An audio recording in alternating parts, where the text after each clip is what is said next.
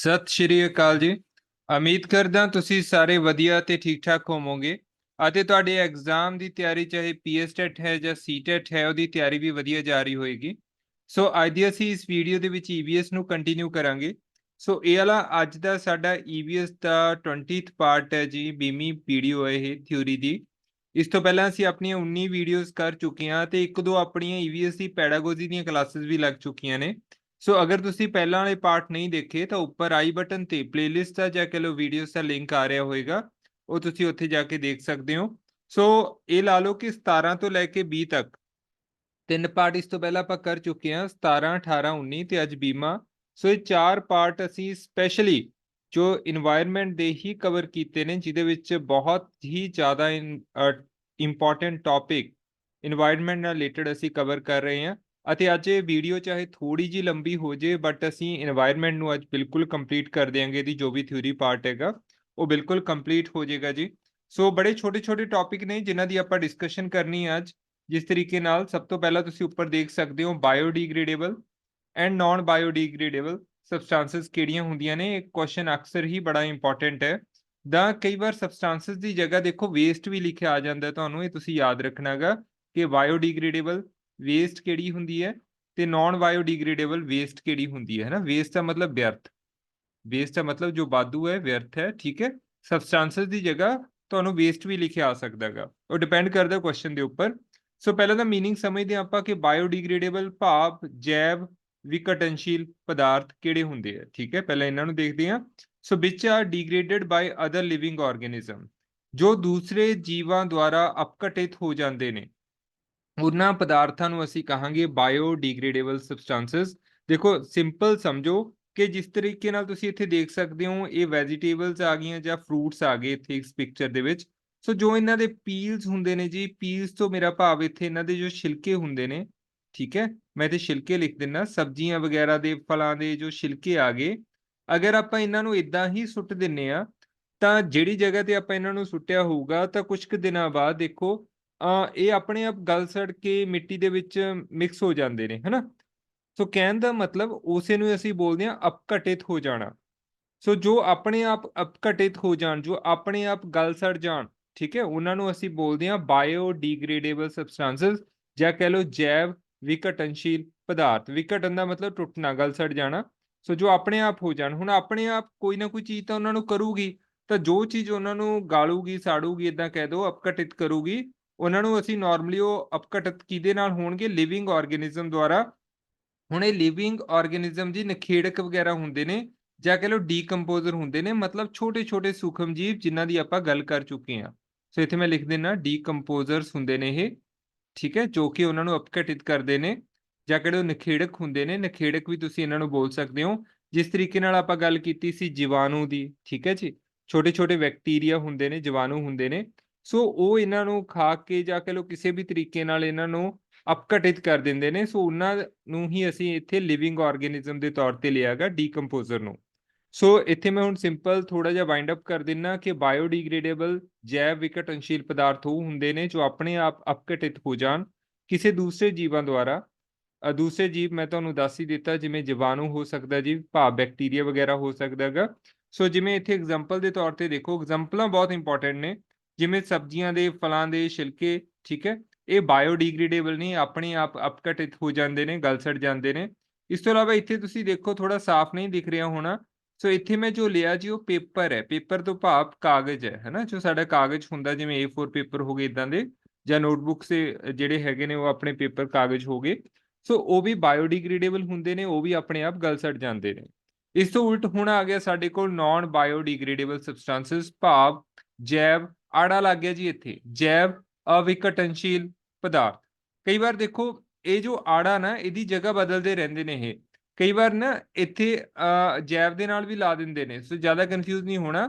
ਸੋ ਦੇਖੋ ਅਜੈਵ ਵਿਘਟਨਸ਼ੀਲ ਵੀ ਲਿਖ ਦਿੰਦੇ ਨੇ, ਹਨਾ। ਜੋ ਆੜਾ ਹੈਗਾ ਉਹਨੂੰ ਅਜੈਵ ਦੇ ਨਾਲ ਲਾਤਾ ਅਤੇ ਪਿੱਛੇ ਵਿਘਟਨਸ਼ੀਲ ਇਦਾਂ ਲਿਖਣਗੇ ਉਹ, ਠੀਕ ਹੈ। ਇਹਨੂੰ ਤੁਸੀਂ ਕੰਪਲੀਟ ਕਰ ਲਿਓ। ਸੋ ਇਦਾਂ ਤੁਸੀਂ ਜ਼ਿਆਦਾ ਕਨਫਿਊਜ਼ ਨਹੀਂ ਹੋਣਾ ਹੈਗਾ। ਸੋ ਦੋ ਤਰੀਕੇ ਨਾਲ ਇਹਨੂੰ ਲਿਖਿਆ ਜਾ ਸਕਦਾ ਹੈ, ਬਟ ਜ਼ਿਆਦਾ ਸਹੀ ਜੋ ਮੈਂ ਉੱਪਰ ਲਿਖਿਆ ਉਹੀ ਹੈ, ਜੈਵ ਅਵਿਘਟਨਸ਼ੀਲ ਪਦਾਰਥ। So which are not degraded by other living organism. ਦੇਖੋ ਇੱਥੇ ਸ਼ਬਦ ਆ ਗਿਆ ਜੀ ਨਾਟ। ਮਤਲਬ ਜੋ ਦੂਸਰੇ ਜੀਵਾਂ ਦੁਆਰਾ ਅਪਘਟਿਤ, ਜੋ ਦੂਸਰੇ ਜੀਵਾਂ ਦੁਆਰਾ ਅਪਘਟਿਤ ਨਹੀਂ ਹੁੰਦੇ। ਠੀਕ ਹੈ, ਇੱਥੇ ਮੈਂ ਲਿਖ ਦੇਣਾ, ਇਹਨੂੰ ਕੰਪਲੀਟ ਕਰ ਦੇਣਾ। ਜੋ ਦੂਸਰੇ ਜੀਵਾਂ ਦੁਆਰਾ ਅਪਘਟਿਤ ਨਹੀਂ ਹੁੰਦੇ, ਠੀਕ ਹੈ, ਜੋ ਗਲਦੇ ਸੜਦੇ ਨਹੀਂ ਹੈਗੇ, ਆਪਣੇ ਆਪ ਏਦਾਂ ਹੀ ਪਏ ਰਹਿੰਦੇ ਨੇ ਵਾਤਾਵਰਣ ਦੇ ਵਿੱਚ, ਇਨਵਾਇਰਮੈਂਟ ਦੇ ਵਿੱਚ, ਉਹਨਾਂ ਨੂੰ ਅਸੀਂ ਬੋਲਦੇ ਹਾਂ ਨਾਨ ਬਾਇਓਡੀਗ੍ਰੇਡੇਬਲ ਸਬਸਟੈਂਸਸ, ਜੈਵ ਅਵਘਟਨਸ਼ੀਲ ਪਦਾਰਥ। ਜਿਵੇਂ ਐਗਜ਼ਾਮਪਲ ਦੇਖੋ, ਆ ਗਿਆ ਸਾਡਾ ਪੋਲੀਥੀਨ ਜੀ, ਲਿਫਾਫਾ ਹੈ ਨਾ, ਪਲਾਸਟਿਕ ਦਾ ਆ ਗਿਆ ਇਹ ਪੋਲੀਥੀਨ। ਜੋ ਸਾਡੇ ਇਦਾਂ ਦੇ ਲਿਫਾਫੇ ਨੇ, ਨਾਰਮਲੀ ਅਸੀਂ ਮਾਰਕੀਟ ਦੇ ਵਿੱਚੋਂ ਕੋਈ ਚੀਜ਼ ਲੈਂਦੇ ਆ ਹਨਾ, ਤਾਂ ਜ਼ਿਆਦਾਤਰ ਹੁਣ ਵੀ ਵੈਸੇ ਬੈਨ ਹੈ, ਇਹ ਥੋੜਾ ਬੰਦ ਕੀਤੇ ਗਏ ਨੇ, ਸ਼ਾਪਕੀਪਰ ਨੂੰ ਪ੍ਰੋਪਰ ਇਨਸਟਰਕਸ਼ਨ ਹੋਈਆਂ ਸੀ ਪਿੱਛੇ ਜੇ ਵੀ ਕਿ ਇਹਨਾਂ ਦੀ ਜੋ ਵਰਤੋਂ ਹੈ ਉਹ ਘਟਾਈ ਜਾਵੇ। ਸੋ ਫਿਰ ਵੀ ਇਹ ਬਹੁਤ ਜਗ੍ਹਾ ਤੇ ਹਲੇ ਚੱਲਦੇ ਪਏ ਨੇ। ਸੋ ਇਦਾਂ ਦੇ ਜੋ ਪੋਲੀਥੀਨ ਨੇ, ਲਿਫਾਫੇ ਨੇ, ਠੀਕ ਹੈ, ਇਹ ਸਾਡੇ ਜੈਵ ਅਵਘਟਨਸ਼ੀਲ ਹੈਗੇ, ਕਿਉਂਕਿ ਆਪਦੇ ਆਪ ਗਲਦੇ ਸੜਦੇ ਨਹੀਂ ਹੈਗੇ, ਐਜ਼ ਇਟ ਹੀ ਇਨਵਾਇਰਮੈਂਟ ਦੇ ਵਿੱਚ ਪਏ ਰਹਿੰਦੇ ਨੇ। ਠੀਕ ਹੈ, ਆਪਣੇ ਲਈ ਵਧੀਆ ਉਹ ਚੀਜ਼ ਹੈ ਜੀ ਜੋ ਆਪਣੇ ਆਪ ਗਲ ਸੜ ਜਾਵੇ, ਆਪਣੇ ਆਪ ਖਤਮ ਹੋ ਜੇ, ਤਾਂ ਉਹ ਜ਼ਿਆਦਾ ਬੈਟਰ ਹੈਗਾ। ਬਟ ਇਹ ਲਿਫਾਫੇ ਆ ਗਏ ਆਪਣੇ, ਜੋ ਪਲਾਸਟਿਕ ਵਗੈਰਾ ਦੇ ਆ ਗਏ, ਇਹ ਪੋਲੀਥੀਨ, ਇਹ ਨਾਨ ਬਾਇਓਡੀਗ੍ਰੇਡੇਬਲ ਨੇ। ਇਸ ਤੋਂ ਇਲਾਵਾ ਦੇਖੋ ਪਲਾਸਟਿਕ, ਇਹ ਤੁਹਾਨੂੰ ਆਪਸ਼ਨ ਮਿਲਦੇ ਨੇ ਸਾਰੇ, ਠੀਕ ਹੈ, ਪੇਪਰ ਦੇ ਵਿੱਚ। ਇਸ ਤੋਂ ਇਲਾਵਾ ਦੇਖੋ ਪਲਾਸਟਿਕ, ਪਲਾਸਟਿਕ ਕੀ ਹੈ ਜੀ? ਪਲਾਸਟਿਕ ਦਾ ਮਤਲਬ ਪੰਜਾਬੀ ਵਾਲੇ ਸਟੂਡੈਂਟ ਨਾਲ ਦੀ ਨਾਲ ਨੋਟ ਕਰ ਸਕਦੇ ਨੇ, ਕਿਉਂਕਿ ਮੈਂ ਸਿਰਫ ਪਿਕਚਰਸ ਲਈਆਂ ਨੇ, ਨੋਟ ਤੁਸੀਂ ਆਪਣੇ ਆਪ ਕਰਨਾਗਾ। ਜਿਵੇਂ ਤੁਸੀਂ ਦੇਖ ਸਕਦੇ ਹੋ ਇੱਥੇ ਪਲਾਸਟਿਕ ਦੀਆਂ ਕਿੰਨੀਆਂ ਬੋਤਲਾਂ ਪਈਆਂ ਨੇ। ਸੋ ਜੋ ਪਲਾਸਟਿਕ ਹੈ ਉਹ ਵੀ ਨਾਨ ਬਾਇਓਡੀਗ੍ਰੇਡੇਬਲ ਹੈ, ਉਹ ਵੀ ਆਪਣੇ ਆਪ ਗਲਦੀ ਸੜਦੀ ਨਹੀਂ। ਤਾਂ ਕਰਕੇ ਪਿਛਲੇ ਬਹੁਤੇ ਸਮੇਂ ਤੋਂ ਬਹੁਤ ਜ਼ੋਰ ਦਿੱਤਾ ਜਾ ਰਿਹਾ ਕਿ ਪਲਾਸਟਿਕ ਦੀ ਵਰਤੋਂ, ਠੀਕ ਹੈ, ਘੱਟ ਤੋਂ ਘੱਟ ਕਰੋ, ਜਾਂ ਪਲਾਸਟਿਕ ਦੀ ਵਰਤੋਂ ਬੰਦ ਕਰੋ।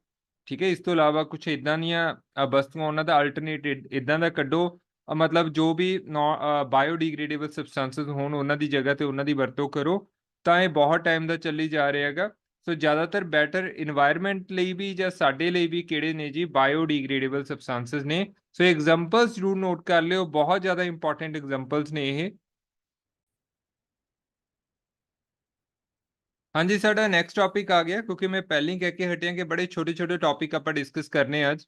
Bhopal gas tragedy, Bhopal gas ਕਾਂਡ, ਠੀਕ ਹੈ, ਬਹੁਤ ਮਸ਼ਹੂਰ ਹੈਗਾ ਇਹ ਗੈਸ ਕਾਂਡ। ਠੀਕ ਹੈ, ਬਹੁਤ ਦੁਖਦਾਈ ਘਟਨਾ ਹੋਈ ਸੀਗੀ। ਤੇ ਨਾਰਮਲੀ ਇਹ ਹੋਈ ਕਦੋਂ ਸੀ ਜੀ? 2 ਦਸੰਬਰ ਸੀਗਾ। ਠੀਕ ਹੈ, 2 ਦਸੰਬਰ 1984 ਦੀ ਇਹ ਗੱਲ ਹੈਗੀ, ਜਦੋਂ ਭੋਪਾਲ ਗੈਸ ਟ੍ਰੈਜੇਡੀ ਜਿਹੜੀ ਉਹ ਹੋਈ ਸੀਗੀ। ਸਪੈਸ਼ਲੀ 2 ਦਸੰਬਰ ਦੀ ਮਿਡਨਾਈਟ ਨੂੰ, ਮਤਲਬ ਰਾਤ ਦੇ ਮੰਨ ਕੇ ਚਲੋ 12 ਕੁ ਵਜੇ ਦੇ ਆਸ-ਪਾਸ, ਜਦੋਂ ਲੋਕ ਸੁੱਤੇ ਹੁੰਦੇ ਨੇ, ਮਿਡਨਾਈਟ ਨੂੰ ਇਹ ਵਾਲਾ ਕਾਂਡ ਹੋਇਆ ਸੀਗਾ। ਤੇ ਇਹਦੇ ਵਿੱਚ ਹੋਇਆ ਕਿ ਇੱਕ ਫੈਕਟਰੀ ਸੀ ਯੂਨੀਅਨ ਕਾਰਬਾਈਡ ਦੀ, ਠੀਕ ਹੈ, ਯੂਸੀ ਲਿਖ ਸਕਦੇ ਹੋ। ਤਾਂ ਉਹਦੇ ਵਿੱਚੋਂ ਇੱਕ ਇਦਾਂ ਦੀ ਗੈਸ ਜਿਹੜੀ ਉਹ ਲੀਕ ਹੋਈ, ਠੀਕ ਹੈ, ਜਿਹਦਾ ਨਾਮ ਸੀਗਾ ਮਿਥਾਈਲ ਆਈਸੋਸਾਇਨੇਟ। ਮਿਥਾਈਲ ਪੰਜਾਬੀ ਚ ਮੈਂ ਲਿਖਿਆ ਹੋਇਆ ਨਾਲ, ਕਿਉਂਕਿ ਇਹੀ ਇੰਪੋਰਟੈਂਟ ਕੁਐਸਚਨ ਇੱਥੋਂ ਨਿਕਲੂਗਾ। ਮਿਥਾਈਲ ਆਈਸੋਸਾਇਨੇਟ, ਠੀਕ ਹੈ, ਇਹ ਗੈਸ ਜਿਹੜੀ ਹੈਗੀ ਉਹ ਬਾਹਰ ਹੋਈ। ਕਈ ਵਾਰ ਫਾਰਮੂਲੇ ਆ ਜਾਂਦੇ ਨੇ, ਤਾਂ ਇਹਦਾ ਫਾਰਮੂਲਾ ਹੁੰਦਾ ਜੀ CH3NCO। ਕਈ ਵਾਰ ਉਹ ਨਾਮ ਨਹੀਂ ਦਿੰਦੇ ਆਪਸ਼ਨ ਦੇ ਵਿੱਚ, ਤਾਂ ਫਾਰਮੂਲੇ ਵੀ ਦੇ ਸਕਦੇ ਨੇ। ਤਾਂ CH3NCO ਇਹਦਾ ਫਾਰਮੂਲਾ ਹੈਗਾ। C ਦਾ ਮਤਲਬ ਇੱਥੇ ਕਾਰਬਨ ਹੈ, H ਮਤਲਬ ਹਾਈਡਰੋਜਨ, N ਦਾ ਮਤਲਬ ਨਾਈਟ੍ਰੋਜਨ, O ਦਾ ਮਤਲਬ ਆਕਸੀਜਨ ਹੈਗਾ। ਤਾਂ ਇਹ ਗੈਸ ਜਿਹੜੀ ਹੈਗੀ ਸੀ ਜੀ, ਉਹ ਬਹੁਤ ਜ਼ਿਆਦਾ ਪੋਇਜ਼ਨਸ ਗੈਸ ਸੀ। ਪੋਇਜ਼ਨਸ ਤੋਂ ਮੇਰਾ ਭਾਵ ਇੱਥੇ ਇਹ ਹੈ ਕਿ ਬਹੁਤ ਜ਼ਿਆਦਾ ਜ਼ਹਿਰੀਲੀ ਗੈਸ ਸੀਗੀ। ਠੀਕ ਹੈ, ਜਿਵੇਂ ਬਹੁਤ ਸਾਰੀਆਂ ਚੀਜ਼ਾਂ ਖਾਣ ਵਾਲੀਆਂ ਜਿਹੜੀਆਂ ਹੁੰਦੀਆਂ ਨੇ, ਉਹਨਾਂ ਦੇ ਵਿੱਚ ਬਹੁਤ ਜ਼ਹਿਰ ਹੁੰਦੀ ਹੈ ਕਿ ਉਹ ਅੰਦਰ ਚਲੀਆਂ ਜਾਣ ਤਾਂ ਡੈਥ ਹੋ ਜਾਂਦੀ ਹੈ। ਸਿਮਿਲਰਲੀ ਇਹ ਗੈਸ ਇੰਨੀ ਜ਼ਿਆਦਾ ਪੋਇਜ਼ਨਸ ਹੈ ਕਿ ਅਗਰ ਆਪਾਂ ਇਹਨੂੰ ਇਨਹੇਲ ਕਰ ਲਈਏ, ਸਾਹ ਰਾਹੀਂ ਅੰਦਰ ਲੈ ਜਾਈਏ, ਠੀਕ ਹੈ, ਤਾਂ ਬਹੁਤ ਜ਼ਿਆਦਾ ਚਾਂਸਸ ਨੇ ਕਿ ਪਰਸਨ ਦੀ ਕੀ ਹੋ ਜਾਏਗੀ? ਡੈਥ ਹੋ ਜਾਏਗੀ। ਤਾਂ ਇੰਨੀ ਜ਼ਿਆਦਾ ਪੋਇਜ਼ਨਸ, ਇੰਨੀ ਜ਼ਿਆਦਾ ਜ਼ਹਿਰੀਲੀ ਗੈਸ ਹੈ। ਤਾਂ ਹੋਇਆ ਕਿ ਰਾਤ ਨੂੰ ਜਦੋਂ ਲੋਕ ਸੁੱਤੇ ਹੋਏ ਸੀਗੇ 2 ਦਸੰਬਰ 1984 ਨੂੰ, ਤਾਂ ਈਵਨ ਕਈ ਬੁੱਕਸ ਦੇ ਵਿੱਚ ਤੁਹਾਨੂੰ 3 ਦਸੰਬਰ ਵੀ ਲਿਖਿਆ ਮਿਲੂਗਾ, ਕਿਉਂਕਿ ਦੇਖੋ ਮਿਡਨਾਈਟ ਦੀ ਗੱਲ ਹੈ, ਤਾਂ ਰਾਤ ਦੇ ਅਗਰ 12 ਵਜੇ ਤੋਂ ਬਾਅਦ ਚੱਲੂਗੀ ਤਾਂ 3 ਦਸੰਬਰ ਹੋ ਜਾਊਗਾ। ਥੋੜਾ 11-12 ਵਜੇ, 11-12 ਤੋਂ ਪਹਿਲਾਂ ਹੋਊਗੀ ਤਾਂ 2 ਦਸੰਬਰ ਹੋਊਗਾ। ਠੀਕ ਹੈ, ਇਹ ਥੋੜਾ ਜਿਹਾ ਫਲਕਚੁਏਸ਼ਨ ਮਿਲਦਾ ਹੈਗਾ ਦੇਖਣ ਦੇ ਵਿੱਚ ਵੱਖ-ਵੱਖ ਬੁੱਕਸ ਦੇ ਅਕੋਰਡਿੰਗ। ਸੋ ਇੰਨਾ ਜ਼ਿਆਦਾ ਡਿਟੇਲ ਦੇ ਵਿੱਚ ਆਪਾਂ ਨੂੰ ਨਹੀਂ ਪੁੱਛਣ ਵਾਲੇ।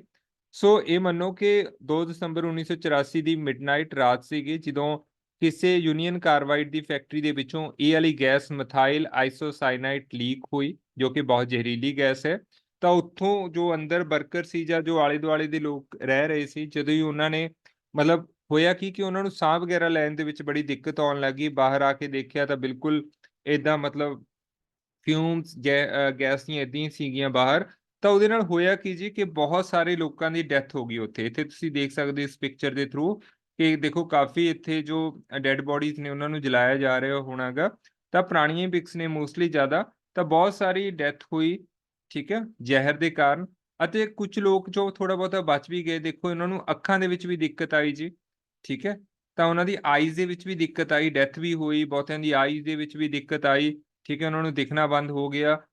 ਇਸ ਤੋਂ ਇਲਾਵਾ ਅਗਰ ਕੁਝ ਲੋਕ ਬਚ ਵੀ ਗਏ ਉਹ ਵਾਲੇ ਟਾਈਮ ਦੇ ਉੱਪਰ, ਤਾਂ ਜੋ ਉਹਨਾਂ ਦੀ ਅਗਲੀ ਜਨਰੇਸ਼ਨ ਸੀ, ਜੋ ਉਹਨਾਂ ਦੀ ਅਗਲੀ ਪੀੜ੍ਹੀ ਸੀ ਜੀ, ਉਹਨਾਂ ਦੇ ਵਿੱਚ ਵੀ ਬਹੁਤ ਸਾਰੇ ਮਤਲਬ ਨੁਕਸ ਜਿਹੜੇ ਕਹਿ ਲਓ, ਠੀਕ ਹੈ, ਬੋਡੀ ਦੇ ਵਿੱਚ ਫਿਜ਼ੀਕਲੀ ਉਹ ਸਹੀ ਨਹੀਂ ਸੀਗੇ, ਜੋ ਅਗਲੀ ਜਨਰੇਸ਼ਨ ਸੀ, ਤਾਂ ਉਹਨਾਂ ਨੂੰ ਵੀ ਬਹੁਤ ਸਾਰੀਆਂ ਦਿੱਕਤਾਂ ਆਈਆਂ। ਬਹੁਤ ਲੰਬਾ ਜਿਹੜਾ ਇਹਦਾ ਇਫੈਕਟ ਚੱਲਿਆਗਾ ਟੋਟਲੀ। ਤਾਂ ਆਪਾਂ ਦੇਖੋ ਜ਼ਿਆਦਾ, ਮੈਂ ਆਈ ਥਿੰਕ ਥੋੜਾ ਜ਼ਿਆਦਾ ਹੀ ਦੱਸ ਗਿਆ, ਹੁਣ ਆਪਾਂ ਪੇਪਰ ਪੁਆਇੰਟ ਆਫ ਵਿਊ ਨਾਲ ਦੇਖ ਲੈਂਦੇ ਹਾਂ। ਤਾਂ ਤੁਹਾਨੂੰ ਪੁੱਛਿਆ ਜਾ ਸਕਦਾ ਹੈ ਜੀ ਕਿ ਭੋਪਾਲ ਗੈਸ ਟ੍ਰੈਜੇਡੀ ਜਿਹੜੀ ਕਦੋਂ ਹੋਈ ਸੀ, 1984, ਯਾਦ ਰੱਖਿਓ ਜ਼ਿਆਦਾ ਤਾਂ ਇਹਦੇ ਵਿੱਚ ਕਿਹੜੀ ਗੈਸ ਸੀ ਜੋ ਬਹੁਤ ਜ਼ਹਿਰੀਲੀ ਸੀ, ਜਿਹੜੀ ਬਾਹਰ ਨਿਕਲੀ? ਇਹ ਕੁਐਸਚਨ ਪੁੱਛਿਆ ਵੀ ਗਿਆ ਆਪਾਂ ਨੂੰ ਪੇਪਰ ਦੇ ਵਿੱਚ। ਉਹਦਾ ਨਾਮ ਸੀਗਾ ਜੀ ਮਿਥਾਈਲ ਆਈਸੋਸਾਈਨੇਟ, ਫਾਰਮੂਲਾ ਹੈਗਾ CH3NCO, ਠੀਕ ਹੈ। ਇਹਦੇ ਨਾਲ ਹੋਰ ਕੀ ਕੀ ਨੁਕਸਾਨ ਹੋਏ, ਤਾਂ ਉਹ ਮੈਂ ਤੁਹਾਨੂੰ ਨਾਲ ਦੀ ਨਾਲ ਸਾਰਾ ਕੁਝ ਦੱਸਦਾ। ਹੁਣ ਆਪਾਂ ਟੌਪਿਕ ਤੱਕ ਹੀ ਰਹਿਣੇ ਆ ਤੇ ਚੱਲਦੇ ਹਾਂ ਆਪਣੀ ਅਗਲੀ ਸਲਾਈਡ ਦੇ ਵਿੱਚ। ਹਾਂਜੀ, ਨੈਕਸਟ ਆਪਾਂ ਗੱਲ ਕਰਾਂਗੇ ਹੁਣ ਫੂਡ ਚੇਨ ਅਤੇ ਫੂਡ ਵੈਬ ਦੀ, ਭਾਵ ਭੋਜਨ ਲੜੀ ਅਤੇ ਭੋਜਨ ਜਾਲ ਦੀ। ਦੇਖੋ ਨਾਰਮਲੀ ਤਾਂ ਇਹ ਵਾਲਾ ਜੋ ਪੋਰਸ਼ਨ ਹੈ food chain and food web ਦਾ, ਜੋ ਆਪਣੀ ਫੋਰੈਸਟ ਵਾਲੀ ਕਲਾਸ ਸੀ, ਜੰਗਲਾਂ ਵਾਲੀ ਜੋ ਕਲਾਸ ਸੀਗੀ, ਠੀਕ ਹੈ, ਉਹਦੇ ਵਿੱਚ ਮੈਂ ਇਹਨੂੰ ਪ੍ਰੋਪਰ ਤਰੀਕੇ ਨਾਲ ਐਕਸਪਲੇਨ ਕੀਤਾ ਹੋਇਆਗਾ food chain and food web ਨੂੰ। ਬਟ ਫਿਰ ਵੀ ਉੱਥੇ ਕੁਝ ਨਾ ਕੁਝ ਪੋਰਸ਼ਨ ਆਪਣਾ ਰਹਿ ਗਿਆ ਸੀ, ਕੁਝ ਨਾ ਕੁਝ ਜੋ ਟੌਪਿਕ ਸੀਗੇ ਜੋ ਇਹਦੇ ਨਾਲ ਹੋਰ ਰਿਲੇਟ ਕਰਦੇ ਨੇ, ਉਹ ਉੱਥੇ ਰਹਿ ਗਏ ਸੀ, ਜਿਨ੍ਹਾਂ ਨੂੰ ਆਪਾਂ ਹੁਣ ਡਿਸਕਸ ਕਰਾਂਗੇ। ਸੋ ਪਹਿਲਾਂ ਤਾਂ ਇੱਕ ਕੁਇਕ ਰਿਵੀਜ਼ਨ ਲੈ ਲੈਂਦੇ ਹਾਂ ਫੂਡ ਚੇਨ ਤੇ ਫੂਡ ਵੈਬ ਦੀ। ਤਾਂ ਫੂਡ ਚੇਨ ਜਿਵੇਂ ਦੇਖੋ ਇੱਥੇ ਉਤਪਾਦਕ ਆ ਗਏ ਜੀ, ਪੌਦੇ ਆ ਗਏ, ਪਲਾਂਟਸ ਆ ਗਏ। ਸੋ ਪਲਾਂਟਸ ਨੂੰ ਅੱਗੇ ਇੱਥੇ ਮੈਂ ਲਿਖ ਦਿੰਦਾ ਇੱਕ, ਇੱਥੇ ਮੈਂ 3 ਤਰ੍ਹਾਂ ਦੀਆਂ ਜੋ ਫੂਡ ਚੇਨ ਨੇ ਉਹ ਲਈਆਂ ਨੇ। ਸੋ ਪਹਿਲੀ ਦੇ ਵਿੱਚ ਪਲਾਂਟਸ ਆ ਗਏ, ਪਲਾਂਟਸ ਨੂੰ ਅੱਗੇ ਕੌਣ ਖਾਏਗਾ? ਡੀਅਰ, ਹਿਰਨ ਖਾਏਗਾ, ਠੀਕ ਹੈ। ਤਾਂ ਹਿਰਨ ਨੂੰ ਅੱਗੇ ਕੌਣ ਖਾਏਗਾ ਜੀ? ਟਾਈਗਰ, ਹਿਰਨ ਨੂੰ ਅੱਗੇ ਖਾਏਗਾ ਟਾਈਗਰ। ਸੋ ਇੱਕ ਸਾਡੀ ਫੂਡ ਚੇਨ ਹੋ ਗਈ, ਜਿਸ ਦੇ ਵਿੱਚ 3 ਆਪਾਂ ਡਿਸਕਸ ਕੀਤੇ ਨੇ। ਤਾਂ ਇਸ ਤੋਂ ਇਲਾਵਾ ਇੱਕ ਹੋਰ ਫੂਡ ਚੇਨ ਤੁਸੀਂ ਦੇਖ ਸਕਦੇ ਹੋ ਆੜਾ ਸੈਕਸ਼ਨ ਦੇ ਵਿੱਚ, ਪਹਿਲਾਂ ਪਲਾਂਟਸ, ਫਿਰ ਟਿੱਡਾ ਆ ਗਿਆ ਜੀ, ਫਿਰ ਡੱਡੂ ਆ ਗਿਆ, ਫਿਰ ਸਨੇਕ ਆ ਗਿਆ, ਫਿਰ ਬਾਜ ਆ ਗਿਆ। ਸੋ ਇਹ ਸਾਰਾ ਕੁਝ ਆਪਾਂ ਉੱਥੇ ਡਿਸਕਸ ਕੀਤਾ ਹੋਇਆ। ਇਹ ਵੀ ਇੱਕ ਸਾਡੀ ਭੋਜਨ ਲੜੀ ਹੈ ਸੈਕਿੰਡ ਵਾਲੀ। ਸਿਮਿਲਰਲੀ ਈਡੀ ਵਾਲੀ ਵੀ ਸਾਡੀ ਇੱਕ ਭੋਜਨ ਲੜੀ ਹੈ। ਸੋ ਇਹ ਤਾਂ ਹੁੰਦੀ ਹੈ ਸਾਡੀ ਫੂਡ ਚੇਨ, ਭੋਜਨ ਲੜੀ।